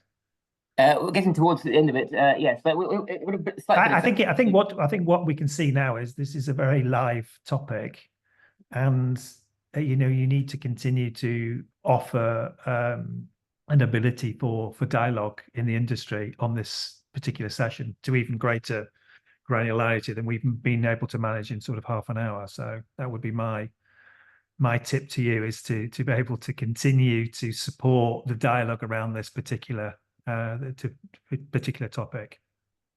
I totally agree on that. On that very topic, we had a question from one of our viewers here. Is the panel aware of the successful progress of recycling processes made by Sherburn Recycling in utilising AI and robots? I just wondered sort of if that's something the panel has been aware of, and what they thought about that. Yes, I think they've advertised the fact of their use of AI technology in the development of their project. So yes, we're aware of that. Is that something that you see as a positive thing? Something that, I mean, I think what we head towards, I guess, is that we will have very few people operating MRFs at some stage in the future. And I've seen examples of this both in the UK and in Europe, where there are minimal human interference, probably is the best word, in terms of managing those particular plants. And I think that's, for me, a positive thing. We actually have some extra time available to us on this. So perhaps, as you said, a bit more back and forward. I'm trying to approach it. Just wonder whether there are any particular Max, perhaps can come to you. So you're at Novarti, you set up Circuli. What do you say? I mean, I don't. Perhaps you sort of put this as to you, and then sort of a general question. What are the major things that the business leaders, the CFOs, and the management will have to learn in order to best take advantage of what's going on? What kind of knowledge is out there to people? I mean, you're the experts, but what do other people need to know? So perhaps we put this to the panel in general. Perhaps we can go around, but start with you, Max. I think in general, though, that customer requirements in kind of waste management have evolved significantly in recent years, and that's driven by a kind of growing awareness of environmental issues, regulatory changes, and the need for more sustainable practices.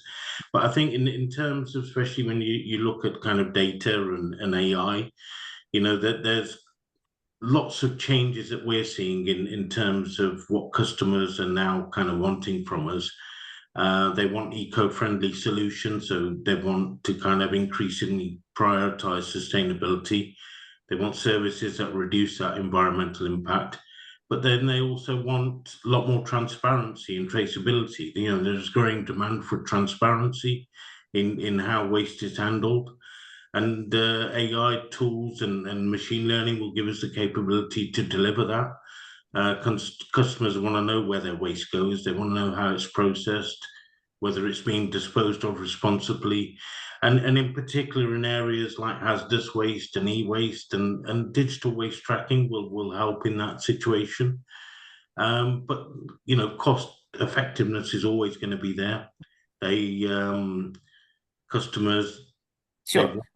I suppose more about the existing knowledge base out there, and how is it? I mean, obviously people will be watching this, and I hope will be interested. But I mean, it's field, isn't it? In terms of AI, and there's lots of new companies and new start tech companies in the UK that will tell you that their AI solutions will do anything you want them to do.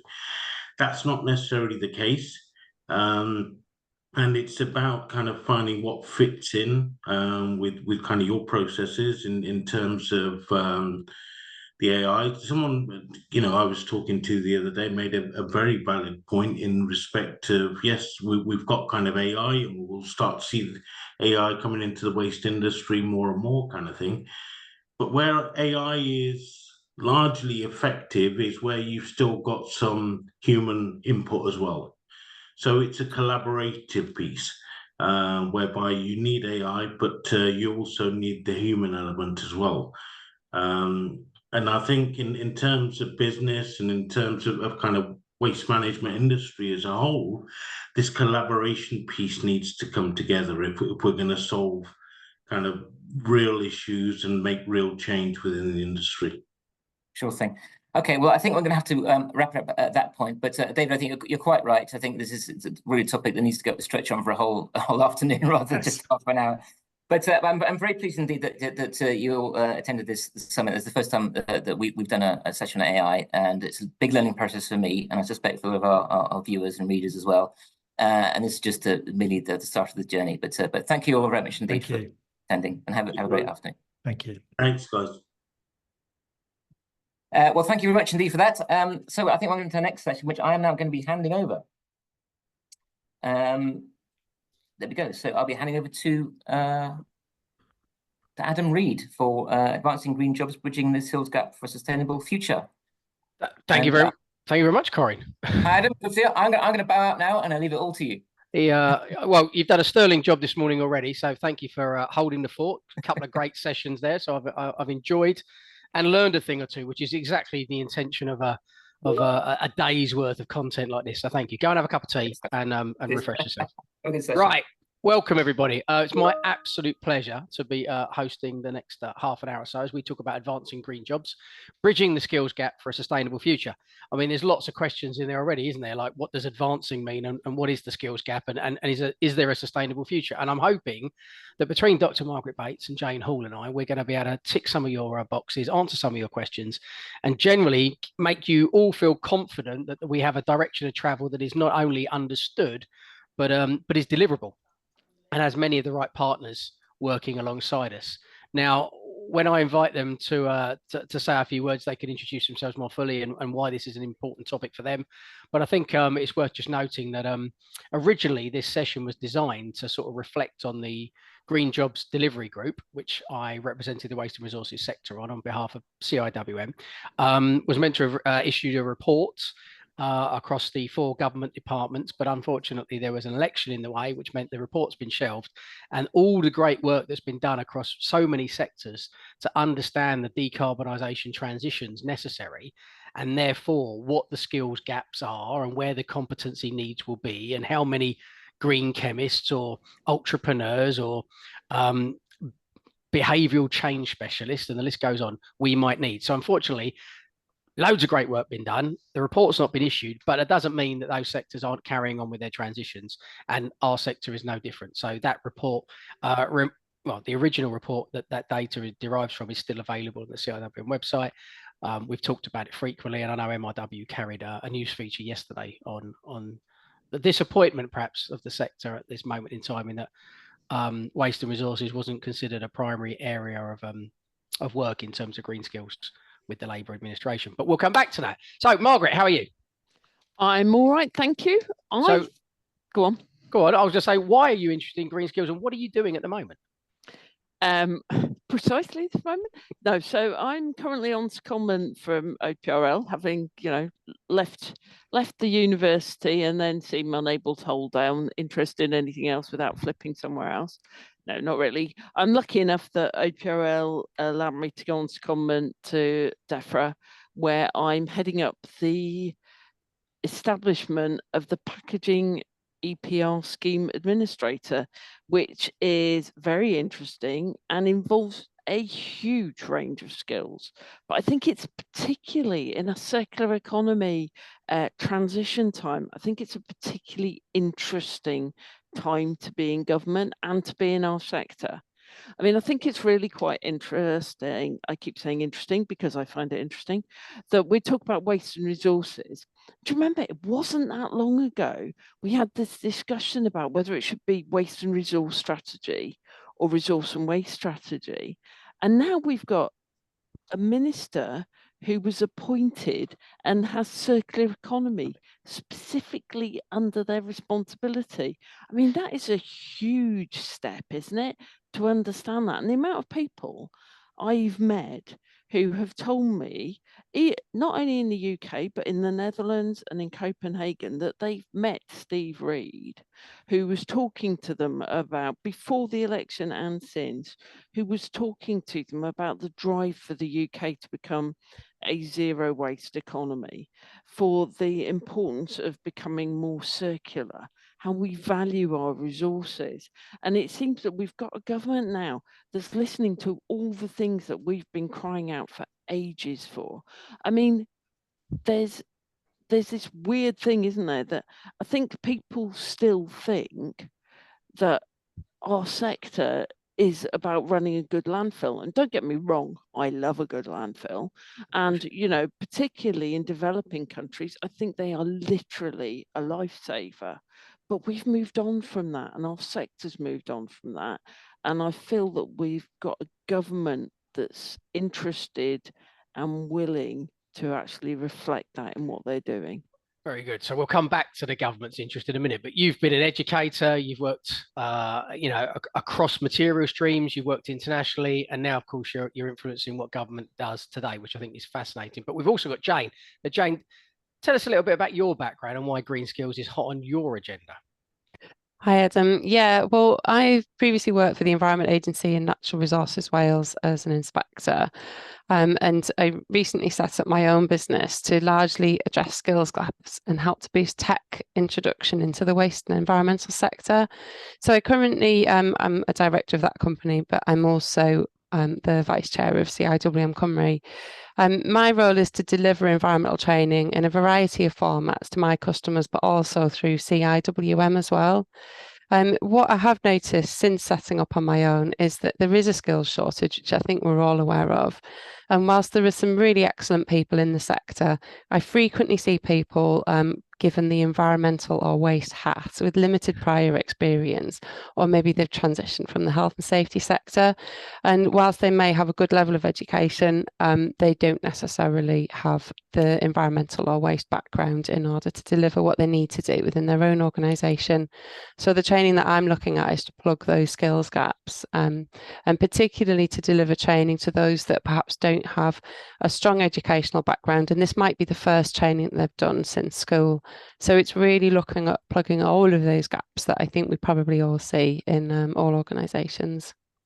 Thank you, Jane. And I guess I should, fully introduce myself, as it's rude not to. And so, Dr. Adarid, I'm the Chief Sustainability Officer at Suez, but former president of CIWM, as was Margaret a couple of years before me. And in my presidential year, the focus was very much about the green skills and the skills gap in moving to a circular economy, which then led to the CIWM Skills for the Future working group, which continues to sit now, and Jane's heavily involved in that with me.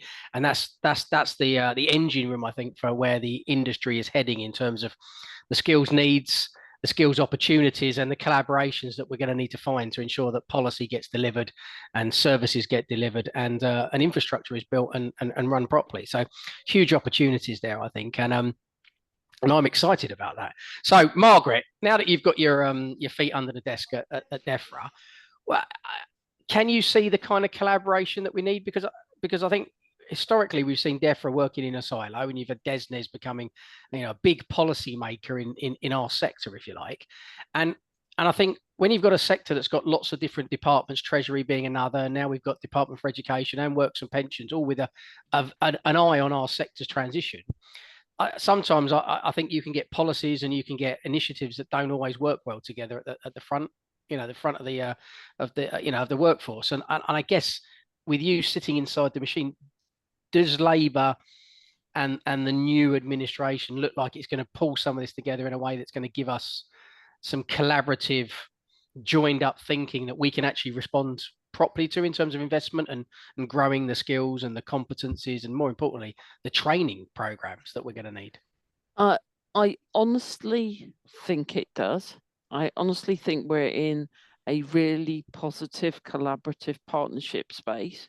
So in the last few weeks, I've had meetings where DBT so Department of Business and Trade are engaged, Department of Energy Security and Net Zero, Housing, Communities and Local Government, Treasury.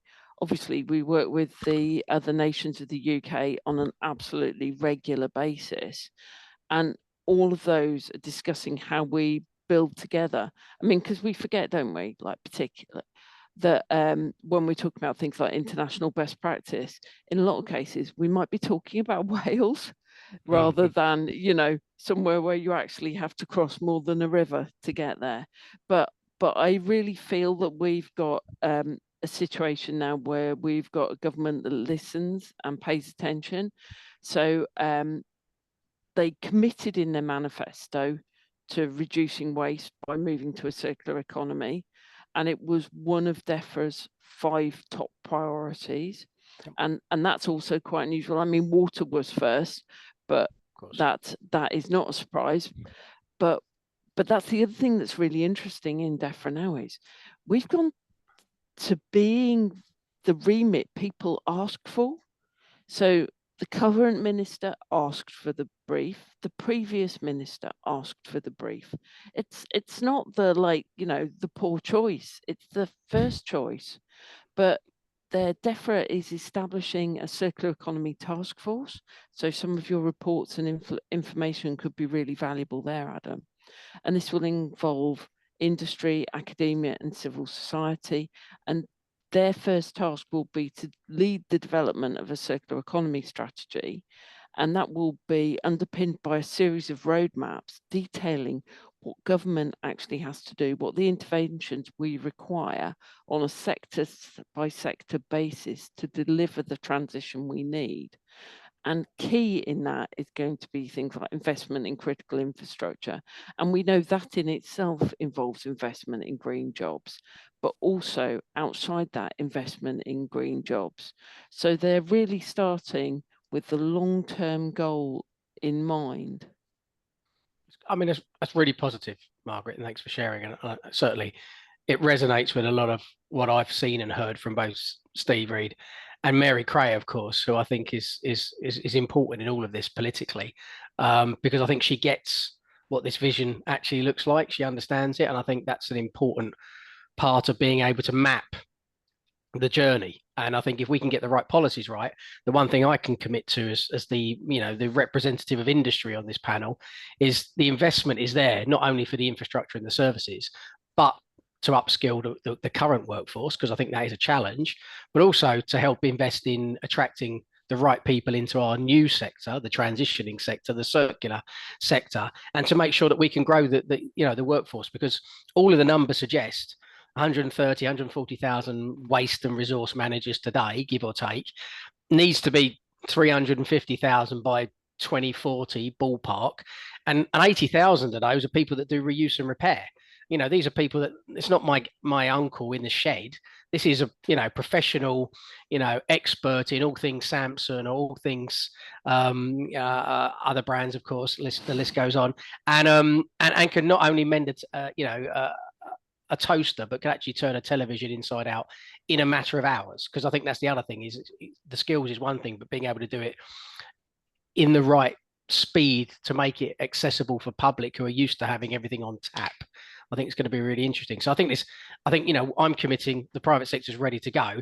So the question, Jane, for you then is, if government are there aligning and the big industry is ready to play, how do we reach all the small businesses who probably aren't on our webinar today and probably didn't know that the green skills agenda was the next big thing that they needed to worry about? I think the key really is to make the training accessible for all, and I mean that on a number of levels. Accessible to those who perhaps don't have a high level of education, accessible in terms of providing funding like other industry sectors do. So the construction industry has funding for SMEs to access training that they need to upskill their workforce across a wide range of areas, including waste and environment. And I think also looking at different formats. So for SMEs, they're quite thin on the ground. They can't take their workforce offline in order to give them the training that they need. So therefore, things like e-learning, virtual training, and being able to access training across a different number of platforms would really improve accessibility in terms of letting SMEs get access to the types of training that they need. Very useful. And how do we make sure that content is right for the transition? So often when I've sat in front of government ministers on the Green Jobs Delivery Group, for example, the question they're always asking me is, so Adam, how many green chemists or how many mechanical engineers, or the list goes on, particularly when you start talking about the other sectors, how many renewable energy experts and heat source pump installers do we need? The list is almost endless. I mean, we're talking millions of jobs here, aren't we, in terms of the UK economy transitioning? But how do we make sure that we got the right content? I mean, it's all well and good talking to a university and creating a master's course, and it's 3 years. Margaret and I, we've been through this one, haven't we? You create the content, you get the expert speakers. It takes 3 years to put on. So it's 4 years or 5 years before you actually get anybody coming out the other end who might have the right skill set. How do we make sure, though, that is the right skill set? Because I do worry that I've been inundated with contacts from training providers of all sorts who say to me, "Oh, Adam, you've been talking about the need for repair, or you talk about green chemists. Great, we want to create a course." And I'm very worried that there's a lot of course creation going on, but maybe it's not as aligned to the needs of the first 5 years of transition. So I guess, Margaret, as an ex-academic, how do we get that right? And then Jane, as a practitioner, how do we get that right? I was actually going to give a totally non-academic example. So a couple of weeks ago, I went to Becco's site, and it was really interesting to see other domestic appliance manufacturers exist, but it was really interesting to see the investment they make in their staff and in their engineers, and that huge workforce of engineers that they have in repair, refurbishment, all of that kind of area, which is exactly what we need to encourage. But I think we've also got the technical skills and we've got the other skills. So one of the things we talk about all the time is, in a lot of our circular economy solutions, it involves not buying so much stuff or not owning so much stuff.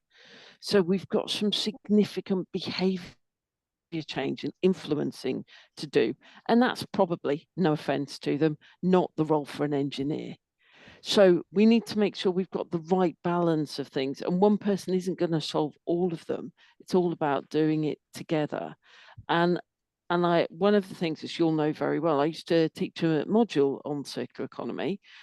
And the reason the students like that module so much is, think about it, because I did very little of the teaching. Oh, it was the quality of the externals, Margaret, was the answer I was going to give. So what we basically got was people from all over the sector and using the sector in the widest possible scope to talk about how they were embedding circular economy in their business and what skills and experience they need, so that the students could then start to see how they would fit into that shape.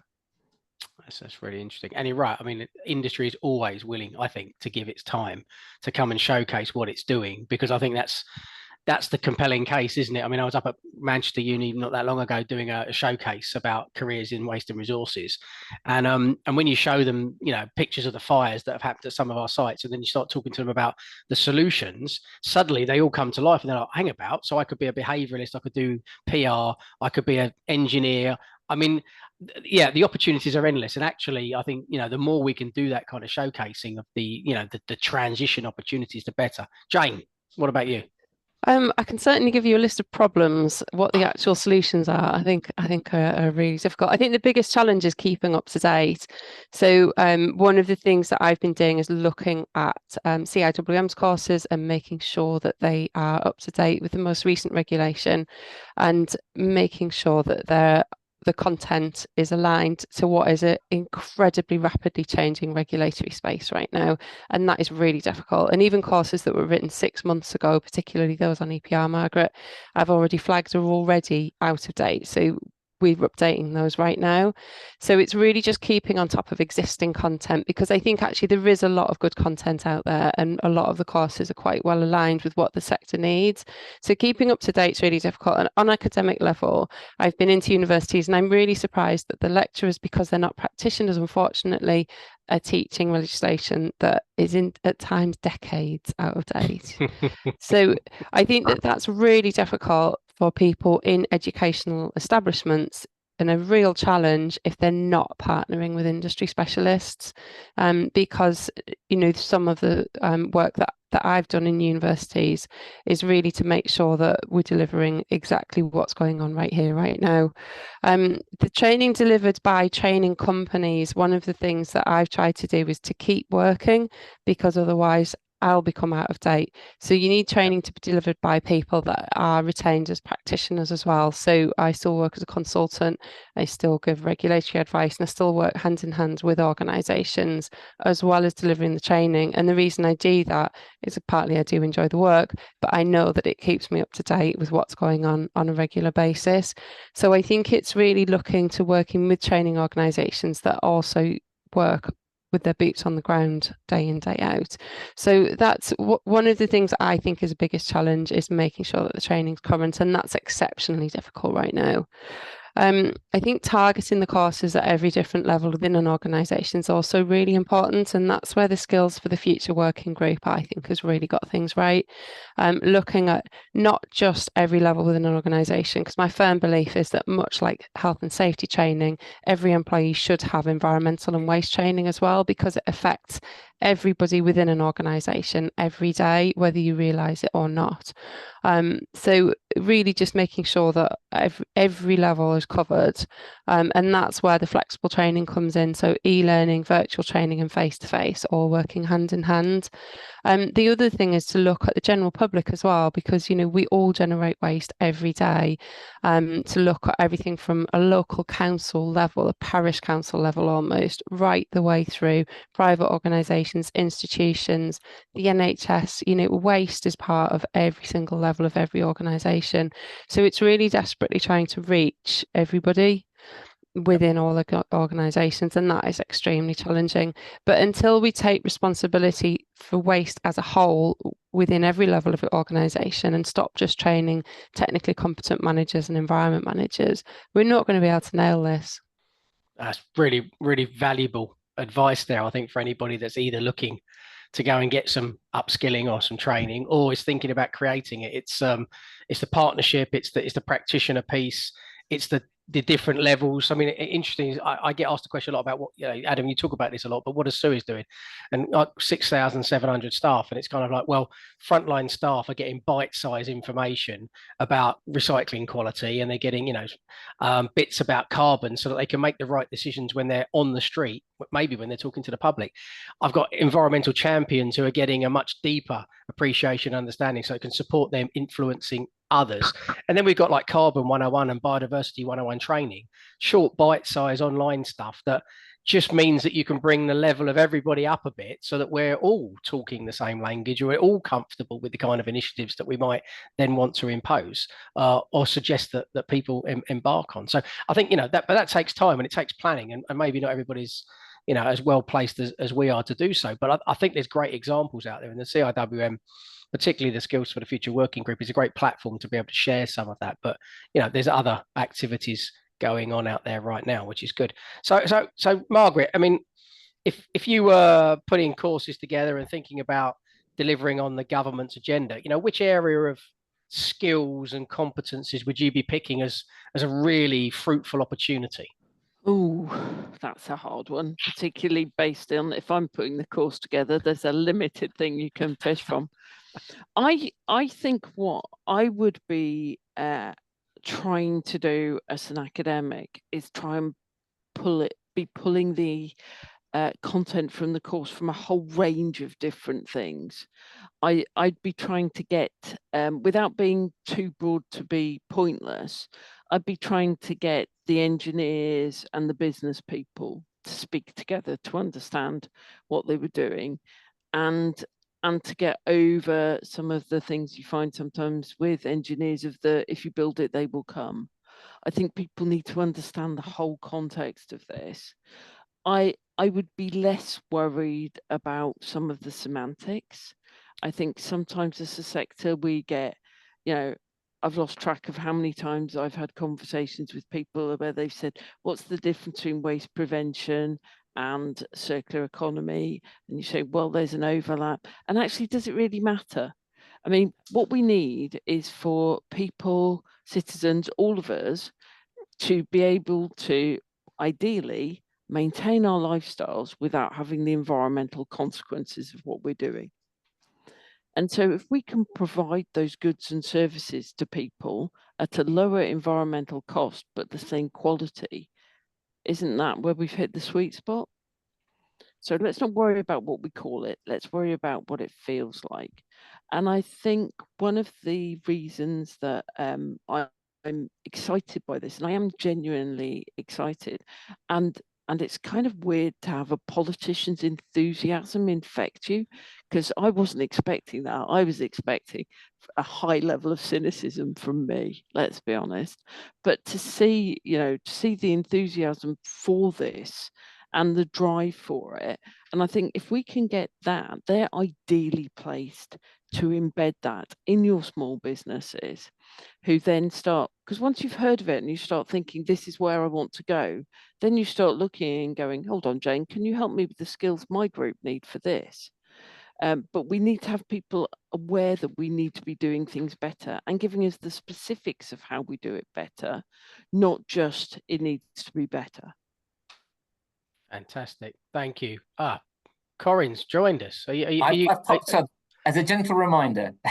That's all right. Am I in the last minute? I just wanted to give Jane a final word. If that's please okay. Please go. Jane, I'm going to ask you a similar question to the one I asked Margaret, which is, if you were going to be putting some courses together and some content in the next, year or two, which areas would you be prioritising? What's going to make the biggest step change for the sector? Well, I think in support of the way that the government's going in terms of regulatory support for operators, I would just like to see everybody have a really thorough understanding of waste duty of care and get the basics right. Let's not be handing waste to people on Facebook. Let's not be using people that haven't got a waste carrier's license. And let's carry out the extra layer of due diligence where we go and carry out extra duty of care checks at the places that we send our waste to. I think getting the basics right and making sure that we comply with the laws was the first point of call, and to make sure that lots of organisations understand their own duties, and then very closely followed by sensible circular economy training, waste prevention at the source, and avoiding the sort of more greenwashing type elements of waste management, and really focusing on true waste prevention, waste minimisation, resource efficiency drives in an organisation. Thank you both for great insight and lots of positivity, which is always welcome. Audience, thank you for your participation. This isn't the end of the journey, it's just the beginning. The Green Skills Challenge is very live, and we continue to lobby government to make sure it gets the kind of funding and prioritisation that it needs so that we can help this transition and make sure the UK economy goes more circular and decarbs in appropriate fashion. So thank you for your time today, Corinne. It's been a pleasure, and I will join the rest of today as an audience member only. Thank you. Marvelous. That's great. Thank you so much, Adam. And thank you, Margaret and Jane, for a great session, very insightful. So we're now going to take a lunch break. Our next session on battery fires and safety with Chris Jones, OBE, and Jeff Smallwood. So see you all back here at 1 p.m. We'll now leave you with a quick video from Circular and Everett.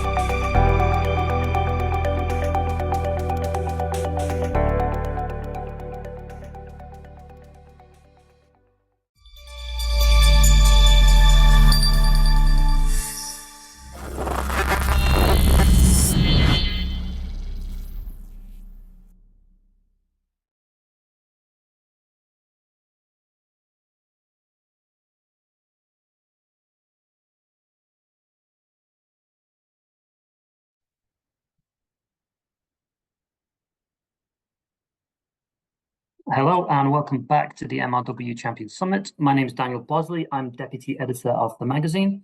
For the first session this afternoon, we're going to discuss battery fires and how to tackle the growing problem in the waste sector of these fires.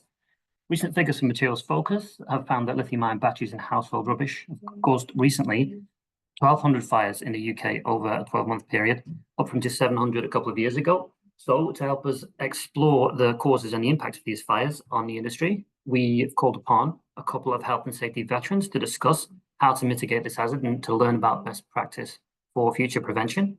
So thank you so much to Chris Jones and Jeff Smallwood for joining us. Chris, he probably needs no introduction after his recent award of an OBE, is Director of Risk Management and Compliance at Corey. He's also chair of the Waste Industry Safety and Health Forum, the WISH Forum. So congratulations to Chris for his OBE. He is joined by Jeff Smallwood, a health, safety and risk fire risk consultant, and a colleague of Chris's on the WISH Forum, where he's chair of its Waste Fires Working Group. So he's the best person we could have joining Chris. Jeff has not yet received his OBE, but after a recent conversation with Chris, it sounds like he absolutely deserves one. So thanks both so much for joining us. For those watching, we're going to try and do a Q&A session towards the end if we get some questions coming in. So please use the Q&A function. And yeah, welcome guys. Thanks for joining us. Good afternoon. Thanks for having us. We wanted to start off just with kind of an overview of the scale of the problem. So we were hoping you could tell us a little bit about how you understand the scale of the problem that the industry is facing. Maybe we could start with Chris. I think we all know that waste fires have been getting increasing attention, certainly in the press. I've seen figures that are quoting something north of 1,000 waste fires this year, and certainly there seem to be increasing numbers of waste fires in vehicles. We do have to be slightly careful because some of the historic data shows that there was a lot more waste fires going back pre-2013 in the Fire Futures Forum than was recognised. So consequently, although there's this perception that it's a modern problem or you know a rapidly increasing problem, actually there've been quite a lot of waste fires going back many years, and it's not restricted just to lithium batteries. It's any battery that's got a lot of energy in it. Lead acid batteries are responsible for a decent number of fires too, as well as friction and lots of other things. However, I do think that both the data and the perceptions shows, and this is a question you really probably want Jeff to answer because he's more close with this than I am, that actually there are more waste fires, particularly in collection and transfer now than there were, say, 10 years ago. And logically, that's maybe to be expected because of the preponderance of high energy density batteries. But Jeff, let me pass that one over to you because you're more familiar with the figures than I am. Okay, thanks, Chris. I mean, you're entirely right, Chris. I mean, the number of waste fires has wobbled around over the years. What we're seeing over the past 10 years is that the industry has generally got better at its fire risk management and has reduced, for example, the number of self-heating fires it's having. But the number of fires involving hot and hazardous materials in waste streams, including lithium batteries, has increased to take up the slack. So the level of the industry running hard to stand still on this one. Data on lithium battery fires is quite difficult to come by. Probably one of the best studies was conducted by Eunomia, the research organisation. This is from 2021, so things have probably only got worse since then. But their estimate is that something like 48% of all waste fires are caused by lithium batteries of one sort or another, and that the total cost of the industry is around £160 million a year. Yeah, so that's a significant amount. Now, I've seen various other estimates. My best guess is anywhere between more than a third and more than a half of all waste fires being caused by lithium batteries. And it's a numbers game. The more lithium batteries there are in circulation, with the best will in the world, the more likely they are to occur in waste streams they probably shouldn't be occurring. Yeah. Can you tell us, Jeff, more about the specific risks associated with lithium-ion batteries? More about them, because they're the most common culprits, as you said. What is it that's causing these? No, lithium batteries tend to cause fires at waste sites and in the back of RCVs, waste collection vehicles, in two ways. You get slow smoldering fires. So say you've got a damaged lithium battery embedded in the center of a pile of waste that's been delivered to a site. Yeah. It sits there and smolders and then bursts into flame hours, sometimes days later. Yeah.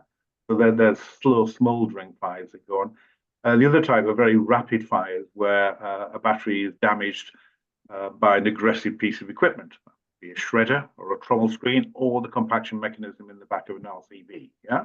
So you get a sudden flash fire. Yeah. Those are the two main types of fires we get, and the answers to them, and there is no perfect answer. There is no elimination answer here, but the risk reductions that you can carry out have got to focus around those two different types of fire because they're different. One of the questions that we get asked frequently, Daniel, that probably worth addressing is, if there's a fire in the back of my RCV, what do I do? Right. And I just want to, really embolden what Jeff said earlier. There's no single right answer. This is something in which we're working on a bit of guidance to go out later in the year with the HSE to try and make it clear to people what the options are. If you've got a smouldering fire in the back of your RCV and it's not developing, and you can drive to a safe place, then do that, because that's obviously the best thing to do. If, on the other hand, there are open flames, well, then pretty obviously you've got to get people out of the vehicle and get the vehicle to a safe place as immediately as possible. If I'll leave it where it is. The question on whether or not to discharge the load, by and large, it's better to leave the load where it is unless there is open flames, in which case it's already well-developed fire, and discharging it probably if it's safe to do so. But you do need to bear in mind that things like the hydraulic fluid in the vehicle are flammable, and you don't want to be sitting in the vehicle trying to discharge the load when there are flames leaping out the back. It really does come down to the circumstances at the time. In some cases, we know of instances where smoke's been seen. Vehicles have driven many miles to a transfer station where there's a fire bay.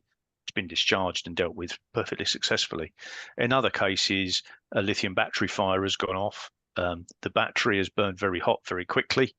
The fire has quickly engulfed the load, and the driver and loaders have had only minutes to bail out. It's not, the whole difficulty here is it's not a simple, do this situation. Right. I'd echo that. I mean, particularly at say recycling plants and transfer stations, people have a tendency to jump for technical fire solutions like suppression systems, deluges, sprinklers, and so on. Yeah, and they can be an effective answer for some types of fires. Say you've got a fire in a shredder, then a fast acting detection system with a big deluge over it would do it for you. But a lot comes down to management as well. Always run your plant clear of waste at the end of the day or shift. Conveyors, don't accept higher risk loads such as those from HWRC sites in the last 2 or 3 hours of the working day if you can. And if they do arrive, park the rolling off container outside away from your building. Yeah. So there's a whole series of management things you can do as well. And I know some of them are difficult and inconvenient, but you've got to make a risk balance here between the fire risk and the hassle factor of changing your management practices. Yeah, because I think you touched upon the idea that prevention is better than cure with anything like this. So I wanted to go over a bit more to identifying the causes in terms of current disposal practices and consumer behaviour, and your thoughts on what needs to be done in this area. Maybe Chris could start, or Jeff, you were ready to jump in. I'll go first, and I'm sure Chris will pick up. Yes, I mean, consumer behaviour is at the heart of this. I mean, in the end, suppression systems and management of sites is mitigation once you've got the problem. Yeah. So the problem is the increasing number of lithium batteries in circulation, which aren't being disposed of correctly. Yeah. There's a whole range of factors involved there. I mean, increasingly we're seeing, never mind the growth in lithium batteries. If you look at things like vapes, it's estimated in the order of 5 million vapes a week are disposed of in the UK. Yeah, each one of them has a little lithium battery in it. The growth in the sales of things like e-scooters and various lithium battery powered domestic appliances, be that vacuum cleaners or lawn mowers or whatever. Yeah. And increasingly, one problem is that the batteries are embedded. They're not designed to be removed. Right. So if I've got a battery powered power drill, yeah, and it goes bust on me, the battery typically I can just unclip. So I'm more likely perhaps to dispose of those things separately. Whereas my mobile phone, for example, 20 years ago, you could take the battery out. The only way I take the battery out of my mobile phone, my current mobile phone, is with a hammer. I really wouldn't recommend that, yeah? But increasingly, we're seeing embedded lithium batteries. And when people dispose of those items, it's not sometimes on their radar that it's got a battery in it. Yeah. That there's a risk involved there. Someone takes, for example, a child's toy car. I would buy an electric motor with a lithium battery for the HWLC site. Not working. Inevitably, it's got a hard plastic case. You know, they may think, oh, it's plastic, I'll put it in the plastic skip.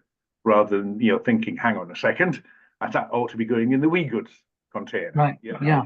So it's a matter of consumer education to a large extent, that things should be disposed of correctly, and in particular things like lithium batteries. Notwithstanding that, there'll always be a sector of the population who probably don't care that much. Mm. Chris's thoughts? Can I move us just off lithium batteries for a moment? I don't have the figures from this year's Notting Hill Carnival, but in 2023, after the Notting Hill Carnival, 600 gram N2O cylinders, these, you know, this size N2O cylinders, there were more than 4,000 collected from street collection bins. 4,000. Each one of those is at 20,000 psi and contains an oxidizing gas, which can promote or you know, exaggerate fires. There have been huge numbers starting to turn up in transfer stations and in waste disposal facilities, and they are causing small explosions and difficulties. And it's a matter of time before one of those kills somebody, as you know, frankly. So this, although it's not a lithium battery, this is another situation where it's inappropriate disposal.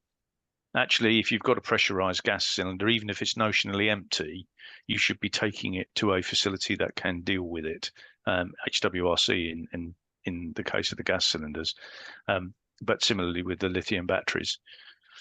The public just need to think a bit more carefully about what it is they're doing. I don't think people do it deliberately.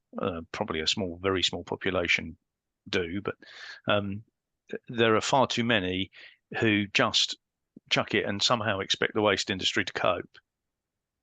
One of the points I tend to return back to that I find quite frustrating is that the public moan incessantly about the waste industry and see us as a problem, and yet actually we're the ones trying to solve the problems that they're creating. Yeah, it strikes me as one of those classic waste sector problems. You know, consumer behavior, the market creates a problem, and then people in the waste sector have to deal with it. One thing that Jeff mentioned, which has reminded me, I wanted to ask about the issue with vapes. Obviously, there's the vape ban coming in next year, which could, in theory, be very good for this problem. But Materials Focus, I know this week have expressed last week, skepticism about whether this will make a difference. Do you think this will make a difference to the amount of lithium-ion batteries you're seeing in West? I think that's very much a wait-and-see situation. You know? Banning disposable vapes may help. However, a lot of the vape manufacturers are now producing reusable vapes, pricing structures which are pretty close to disposable vapes. So are people, you know, currently using disposable vapes, they'll buy a reusable vape, but then just dispose of it when the liquid runs. Reusable vapes also tend to have not always, but tend to have a larger battery in them. Yeah. So maybe batteries, but bigger ones, which then possibly a higher risk. And there's a fair amount of evidence that reusable vapes may suffer more from problems such as auto fire. That's when a vape accidentally activates its heating element. And with reusable vapes, one of the classic causes of that is people don't clean them. So they get sputum and moisture into the vape, which disrupts the switching systems and the control circuits within the vape. causing auto fire. So we don't know is a short one. It may well help. It may be a nice step in the right direction. But ask me in 2 or 3 years' time. I'm sure we will, yeah. We wanted to move on now to, and Jeff, you mentioned earlier the £160 million a year impact on the sector. I was interested to talk as well about the disruption these fires are causing, as well as financial, the environmental impact, the operational impact on recycling waste facilities. So maybe, maybe you could give us your thoughts further on that. Do you want to go, Chris? Or? Yeah, Chris, you want to start? Can do. They cause, one small lithium battery can cause an entirely disproportionate amount of business disruption. You've got to get rid. First of all, you've got to put the fire out. And one point that's worth emphasising: I see lots of fire extinguishers that claim they will, or devices that will put out a lithium battery fire. If it's the type that Jeff was describing, where the cell has failed completely and is in the process of undergoing a full ignition, unless you're going to use very specialist Class D fire extinguishers, and actually getting them to the place where the lithium battery is next to impossible, it's difficult to see how you're going to put that fire out. And the reality is you're better off focusing on putting out the secondary fires that it causes. I jokingly say that if you've got a full-blown cascade failure in a lithium battery, the appropriate steps to take are bloody big ones in the other direction. And once it's finished, come back and deal with the aftermath. Once you've got a lot of burnt waste in your facility, even if your automatic protection systems have worked, you've then got to stop the facility and remove all of that material, and probably put right some damage too. Now, even if you're well prepared with millions of pounds worth of fire protection equipment, that's going to lose you a lot of downtime. One of the major plants that Corey operates can end up being shut down 3 or 4 times a day because of a lithium battery fire somewhere in the facility, which the detection system has found and put out, but we lose production. And the reality is we barely have enough recycling capability in this country today as it is. Actually, if a plant loses a day's production, it's not like they can say, oh, well, actually just take it over there. It means that waste has got to back up somewhere and be stored with the risks that come with that. Or it's got to be transported large distances to find somewhere with the capacity to take it. So the disruption can be significant. Everything nowadays works very much just in time. And so consequently, this is quite a challenge if we're not to leave recycling on the streets, which clearly nobody wants to see. The other problems it gives us, and I'll mention the dreaded word, even though Jeff asked me not to, is insurance. It's incredibly difficult now to get insurance for a waste facility. There are significant restrictions, and those restrictions also end up limiting your ability to handle and store materials. So they become operational restrictions. Right. And at the worst case, if you have a major fire, let's say you have a large MRF with 1,000, 150,000 ton a year throughput, and it's down for a year, which isn't unusual if you have a very large fire. Where's that waste go? You've got to be very lucky that there's other recycling plants in there within reasonable transport distance that get the slack up. More likely it's going to go to waste to energy, hopefully, or landfill, not hopefully. So there are distinct knock-on effects.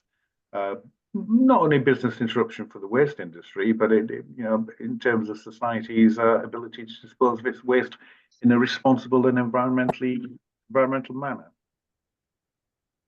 Right, yeah, because the environmental impacts just on local communities as well are going to be, and also in terms of you talked about operations and development of the sector, it's going to be very difficult, it occurs to me, for people to continue to develop facilities if they've got fires every 4 or 5 days or whatever. The effects on permitting and planning are going to be there. The more there are news articles, and rightly so, about members of the public being told to evacuate or stay in the house, close all windows and doors, the less likely you are almost directly to be able to get planning or permitting for an extension to an existing site or a new site in the area. Yeah. So there are all sorts of knock-on effects. So that 150 million I quoted, A, it's 3 years out of date, no doubt it's higher, and B, you could probably multiply that in terms of the true cost. Yeah, I think one of the things we also need to just remember is we all as a consumer society want batteries with higher energy density that last longer. We all want better, nicer things that, that work better. The consequence of that is that the power of these things that are entering the waste stream has increased significantly. And particularly with things like laptop and phone batteries, they now contain a significant energy density. So these things aren't going to go spark and go poof. They will burn for some time at very high temperatures. And some of the materials they give off, some of the lithium batteries contain things like thionyl chloride. Well, thionyl chloride was banned years ago because it's covered by the chemical weapons treaties. Oh, okay. It's reassuring. That's going to. It's a particularly unpleasant chemical. That's going to upset the NIMBYs. It's not only a waste industry issue. A briefing paper I saw recently, and this surprised me a little bit, on the charging of e-bicycles. Yeah. I was a little surprised that since 2020, according to this research, there had been 190 serious injuries and 8 fatalities associated with lithium batteries on e-bikes going pop, typically during charging. So this isn't just a waste issue, and it's a serious issue.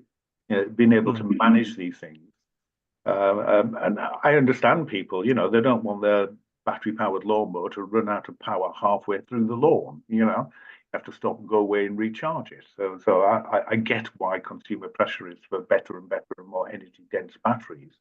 But in some areas, it ain't helping.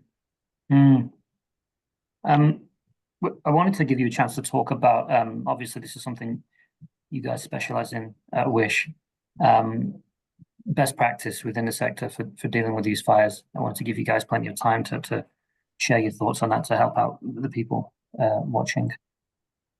Chris, how do you feel? Chris? Yeah. I think one of the things that the industry's got to do is start investing. It's been better in recent years, but my kind of rule of thumb for a recycling facility or a major plant is 10 to 15% of the overall capital spend should be on fire detection, prevention, suppression. Right. Whereas once upon a time, that was possibly only 2 or 3%.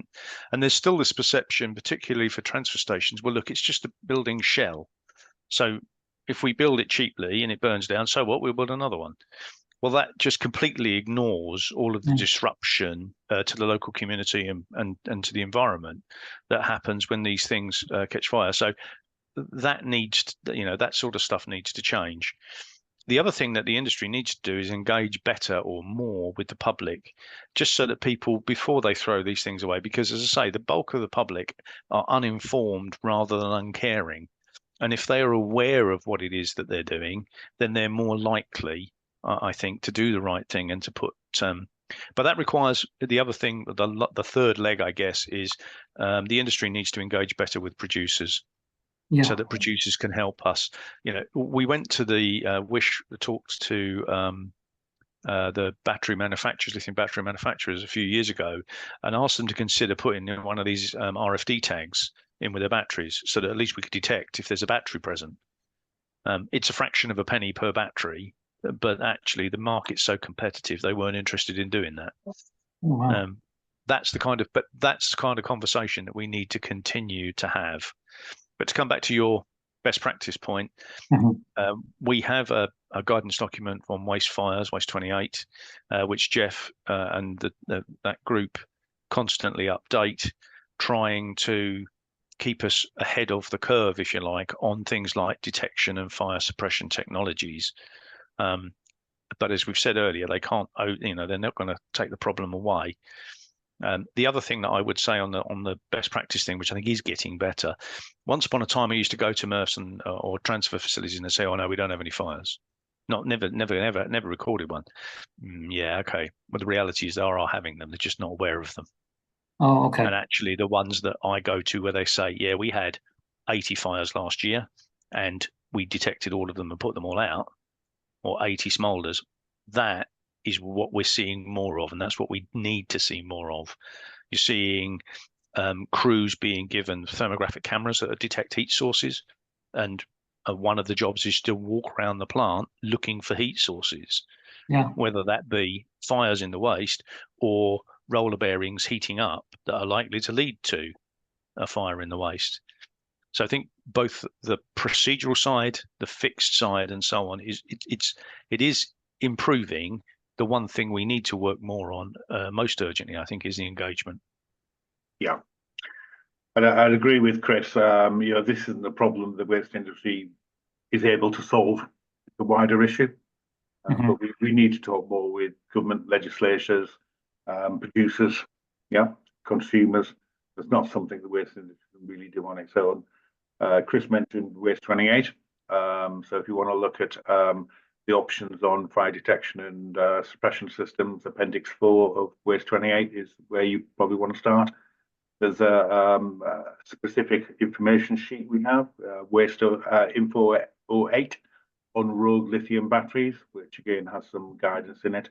And you'll also find dotted about various other items of which guidance relevant information. So, for example, Waste 26 on the operation of household waste recycling centres goes through things like if you've got a higher risk waste type like hard plastics, have a drop-off zone in front of the hard plastic skip, so the site operatives can take a look at what is on the floor or on the table before it goes in the skip.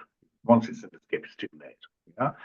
So there is guidance out there, but in the end, this is not an issue we as an industry can solve. It's one we can reduce the risks associated, but it's not one we can solve. Right, yeah, that kind of leads on to where I wanted to finish, because we've just got a couple of minutes left. This idea that the sector's working with quite fine margins always, financially. So this best practice, as best as your practice is, it's going to be difficult to put in that kind of fire suppression equipment everywhere. So it will take a collaborative effort. So yeah, you've informed us really well there about the work that Wish is doing. But we were interested in your thoughts on efforts in the wider, in politics, in wider industry. Is it enough? What needs to be done next? I think that it's an issue which is gaining increasing awareness, including in the political world. So there was an attempt at a lithium batteries bill made earlier this year. Right. The election and so on kind of got in the way of that, but it is an issue which is moving up the political agenda. And legislation may well be forthcoming. There's other legislation that might help, like right to repair type legislation. Yeah. A first principle of right to repair would be, if it's battery powered, you should be able to take the battery out. Yeah. Okay. So there's that sort of legislation. There's technological advances that are largely driven by the EV market. Non-lithium type high energy batteries. Whether they be better or worse is another matter.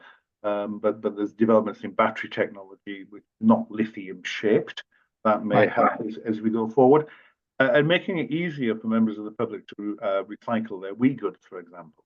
Local authorities are starting separate WE-goods collections. We have a village attached to the side of their RTVs, so members of the public can have their WE-goods collected at the curbside if they're not buying local HWRC site. So there are some hopeful signs. I'm a bit of a cynic.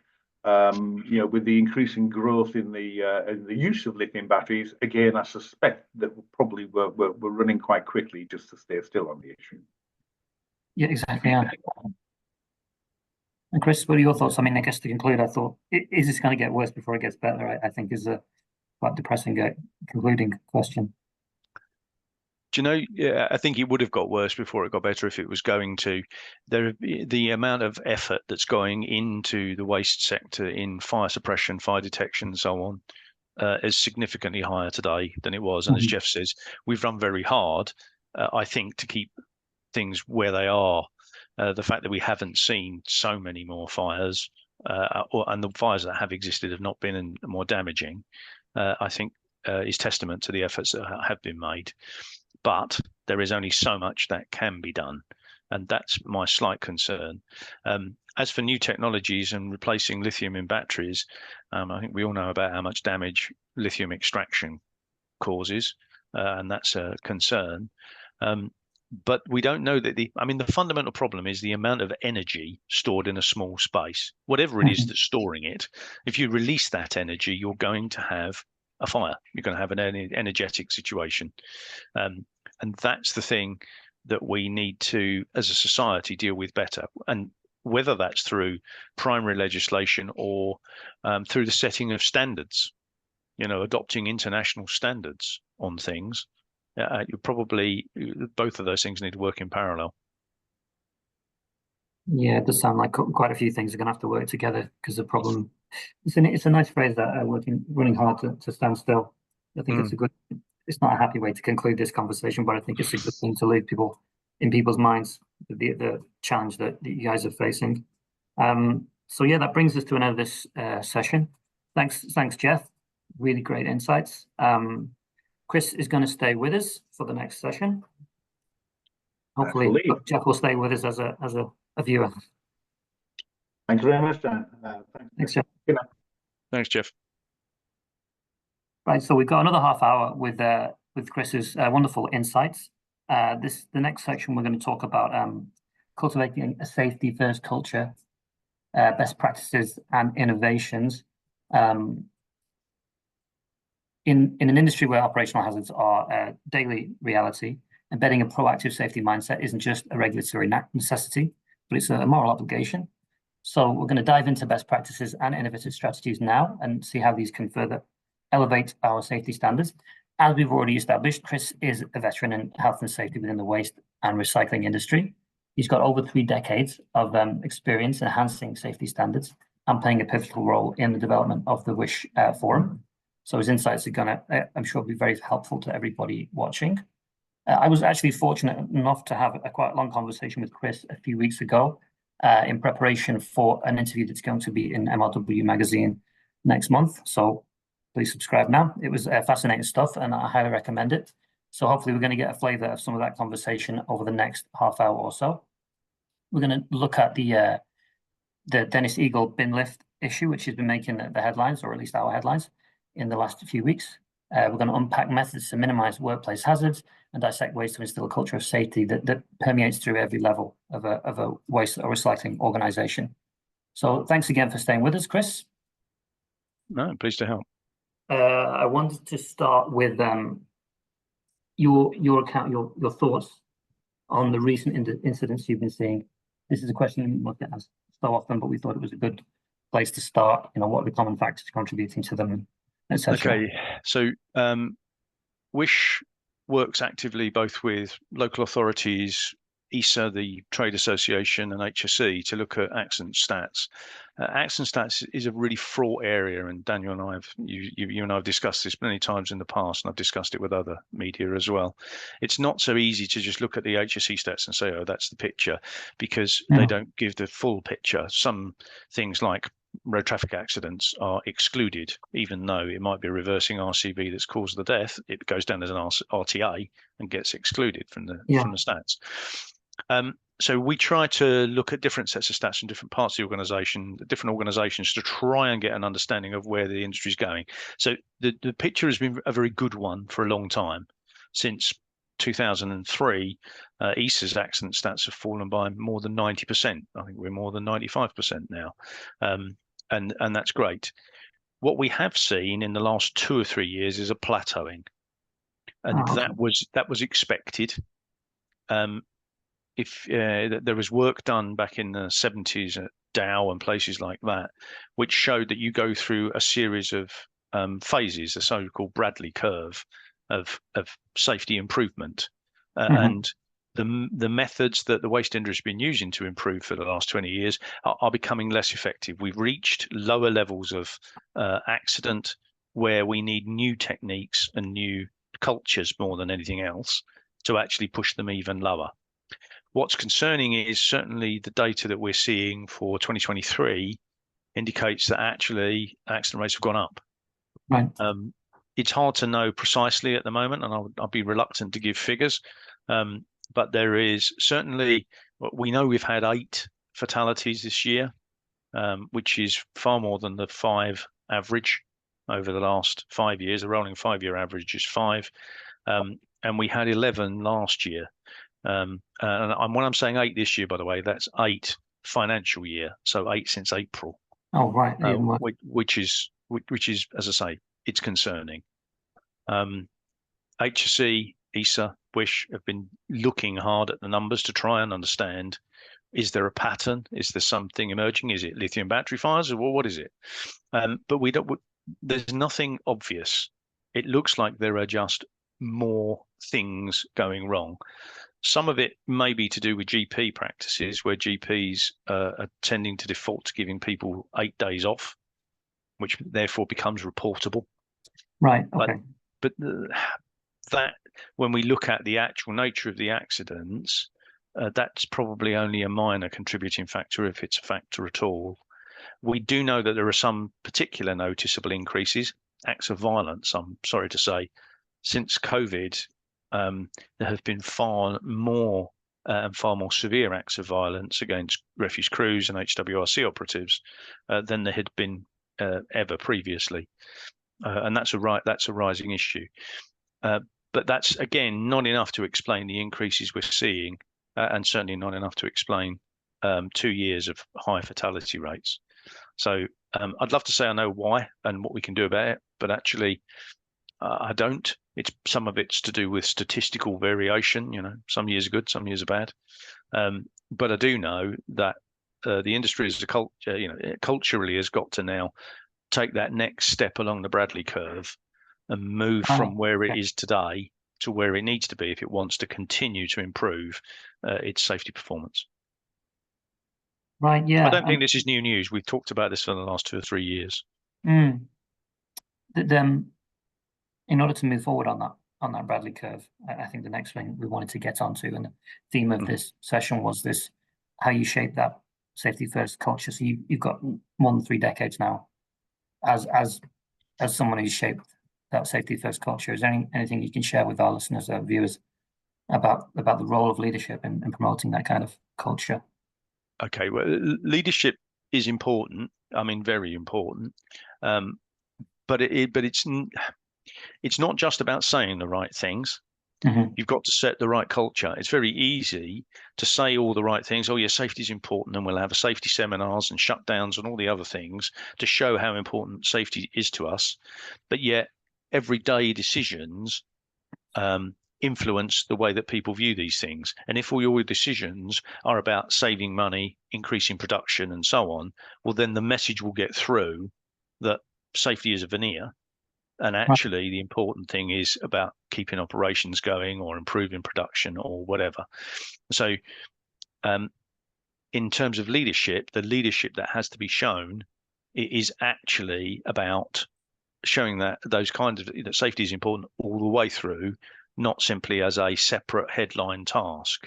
The other thing that I would say that the culture change that we need to make in the Dow or the Bradley curve type step is there are a series of ways of dealing with safety issues. At the beginning, you start by reacting to all of the things that are going wrong. Okay. And then you stop doing that and start to be a little more proactive, and you introduce rules and procedures. And you go to a kind of a command and control culture where you say to everybody, do it this way and only this way. And if you don't, I'm going to beat you up and send you home. Okay. However, that only gets you so far. In behavior terms, people need to believe. They don't need to know what to do. They need to know why they're doing it, and they need to believe in doing it. And that's the next stage. And I think that's the stage where the industry's at. We've operated a command and control structure now for the last decade, and it's been very effective at reducing accidents and incident rates. We train, we enforce, we make people do the right thing. But the reality is people don't always do the right thing. And what you need to do is to influence their behavior so that doing the right thing becomes more natural to them. And so the thing that we need to switch towards now is much more embracing we are all in a team together to solve this problem, and much less of I'm going to give you a set of procedures and you bloody will follow it. Right. It's a different approach. This was something really interesting we got onto for this interview. We did this this idea of the culture coming from within the organization, but also you talked to me a lot about the impact that the outside opinions have, that the general people's opinions on the waste sector, how that can filter through as well and affect people's health and safety culture. I mean, one of the big influences on the way that people act is the perception of their value. So if you go into a petrochemical plant or a nuclear plant, you will behave in a safer manner. There's plenty of studies that show this, than if you go somewhere else, a workshop or something. Why? Well, because you have the perception that your actions are important, that safety is important, that you are in an environment where these things really need to be done in a certain way. One of the double whammy problems we have in the waste sector is people don't value what we do. And so consequently, the people that are doing it feel, well, look, nobody really cares about what I do. They don't care whether I do a good job or a bad job. So why should I bother?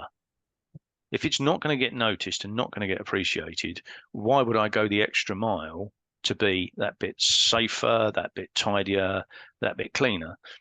And as we've already touched upon in the previous session, one of the problems we have currently is that the public's perception of the waste industry is of smells, fires, and trouble. Okay, they just overlook the fact that the industry only exists to solve problems that they create.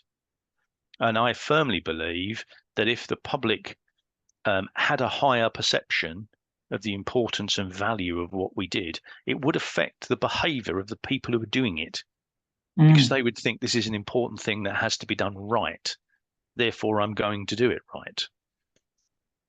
Yeah, that's a very interesting point. I'd never heard that before. We had that conversation last week. And that reflects itself in the acts of violence too. You know, if you're getting abused all day, every day, why would you bother to try and do a good job? We also talked about, it's interesting you compare it with the petrochemical sector. I don't know how much pressure people are in to meet kind of deadlines, and I'm sure the financial margins are slightly better in the petrochemical sector. So there's always this virtuous reputation people have in the waste sector as can-do, getting things done, being very pragmatic. This also feeds into this problem, doesn't it? It becomes a vice when you look at it from a health and safety perspective. So one of the things that we see, and Jeff actually was involved in a study that was published, might be 8 or 9 years ago now, with the Institute of Waste Management. One of the things that we see is adaptability. Because the waste industry has to adapt to whatever it is comes in the waste stream, it tends to develop these adaptive behaviours. And generally, adaptive behaviours are not a bad thing. You know, it keeps things going or whatever else. The difficulty is getting people to stop and think, I'm about to do something which is unusual and abnormal. What are the potential things that could go wrong? How am I going to mitigate the risks if these things don't plan out as I imagine? The waste industry has always been adaptive. It's never been good at taking that pause and going, just before we do this. It's management of change as much as anything else. One of the things I think that as an industry we need to do, and it's about the culture moving forward too, we've got quite good at recording when things go wrong, and that's helpful and useful. But we're less good at recording when things go right. When somebody made a positive adaptive change, what happened? Why did they make that change? What was the thing that wasn't normal that they had to make a change to? Because that can inform us. That change might be something that could have had a negative consequence and we could have been better prepared for. So instead of recording the 1% of things that go wrong, I suspect we probably start to need to look at the 20% of times when things go right, but they're not in the normal pattern. Right. Yeah. That kind of leads us on to what I wanted to ask you next. About examples of successful strategies that have been implemented within the industry to minimize hazards. There are lots of different hazards in the industry, and each of them has required a different strategy. So it's not as simple as saying, well, actually, we're going to adopt a particular individual strategy, and different things have had to be. Machinery safety is a particular area. We've had all the issues around bin lifts and so on. I think the industry needs to be better at making clear to its suppliers that it won't put up with being given unsafe machinery. And that happens across the board, whether it be MRFs or vehicles. And you know, the supplier says, well, here's the machinery, but here are all the issues with it. Well, hang on a minute. How about you fix it and then give me it? And I think the industry could do itself a favor and then prove its safety in that area. Culturally, it has tended to that the industry has tended to take from people fall into the industry. People don't come to the industry as a career.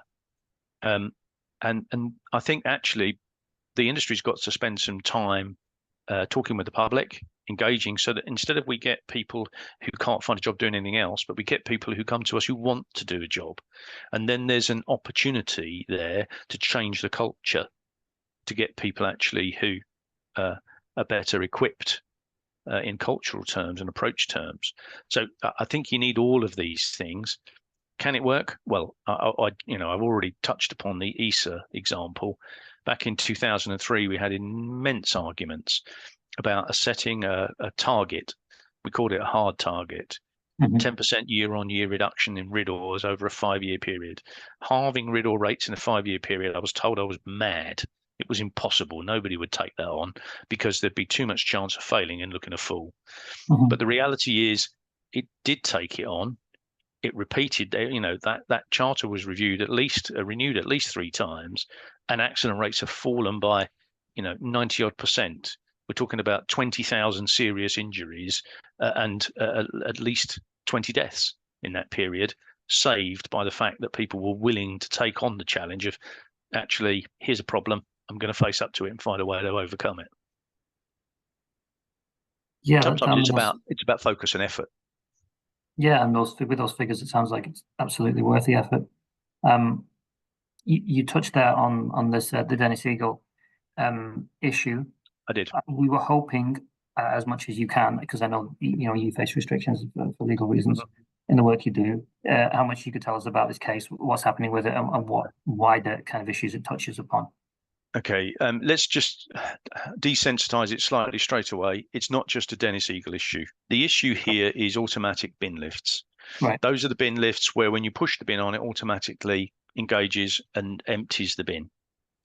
I think probably most of the viewers will be aware of the unfortunate demise of Mr. Carpenter in March 2023 in Coventry, who it appears was engaged with an automatic bin lift, which subsequently dumped him into the hopper, and the hopper compactor blade crushed him to death.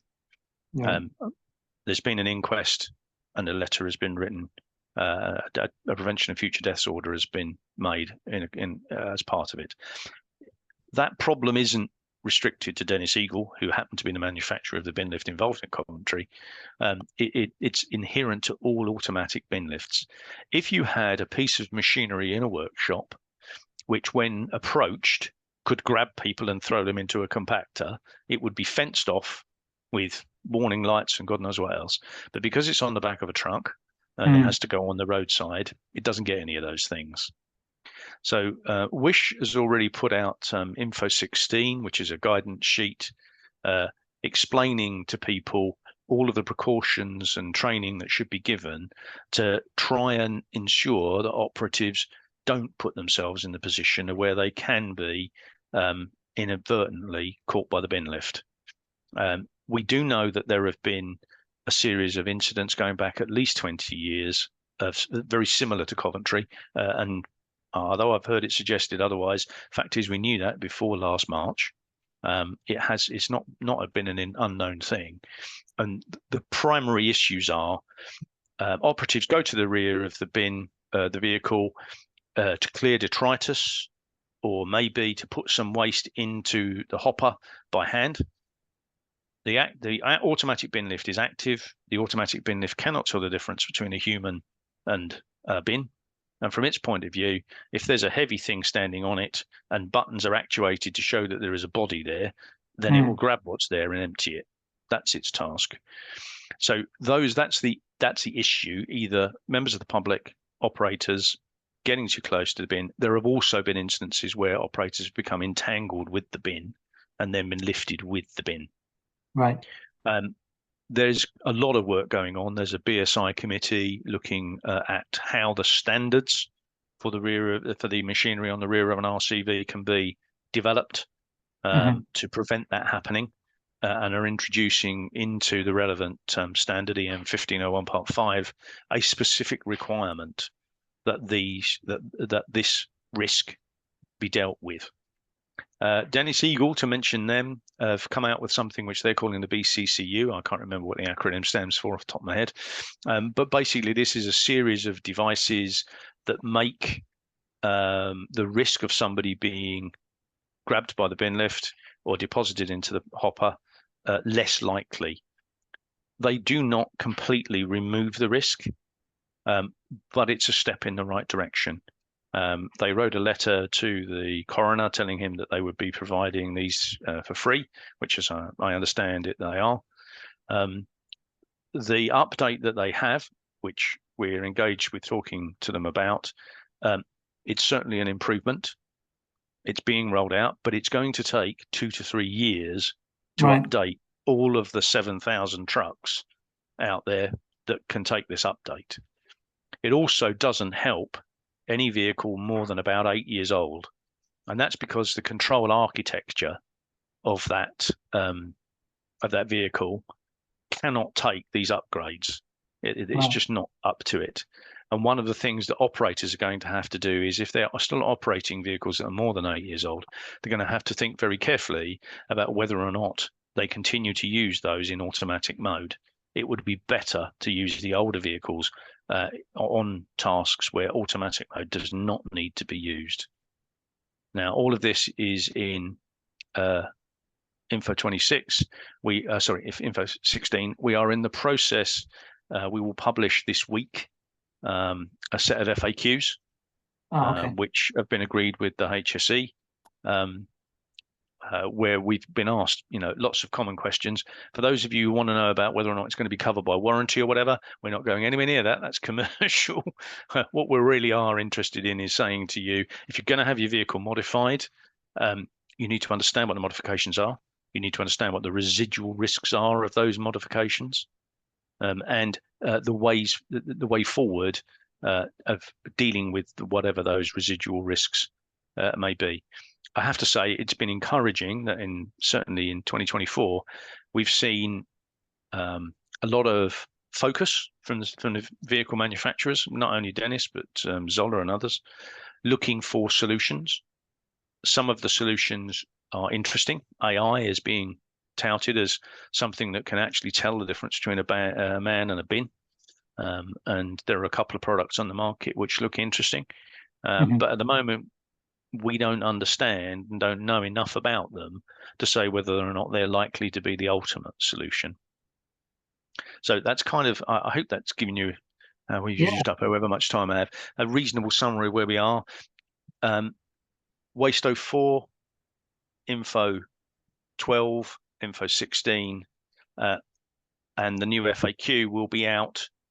The others are already out, but the new FAQ will be out this week. And I'll make sure that people like yourselves are contacted so that you can publish that. And we will be continuing to keep the matter under review and updating our guidance as and when we can.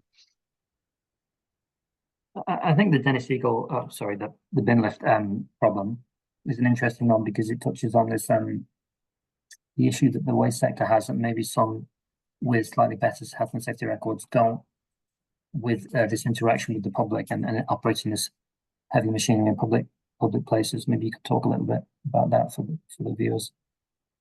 Well, certainly there were instances in 2011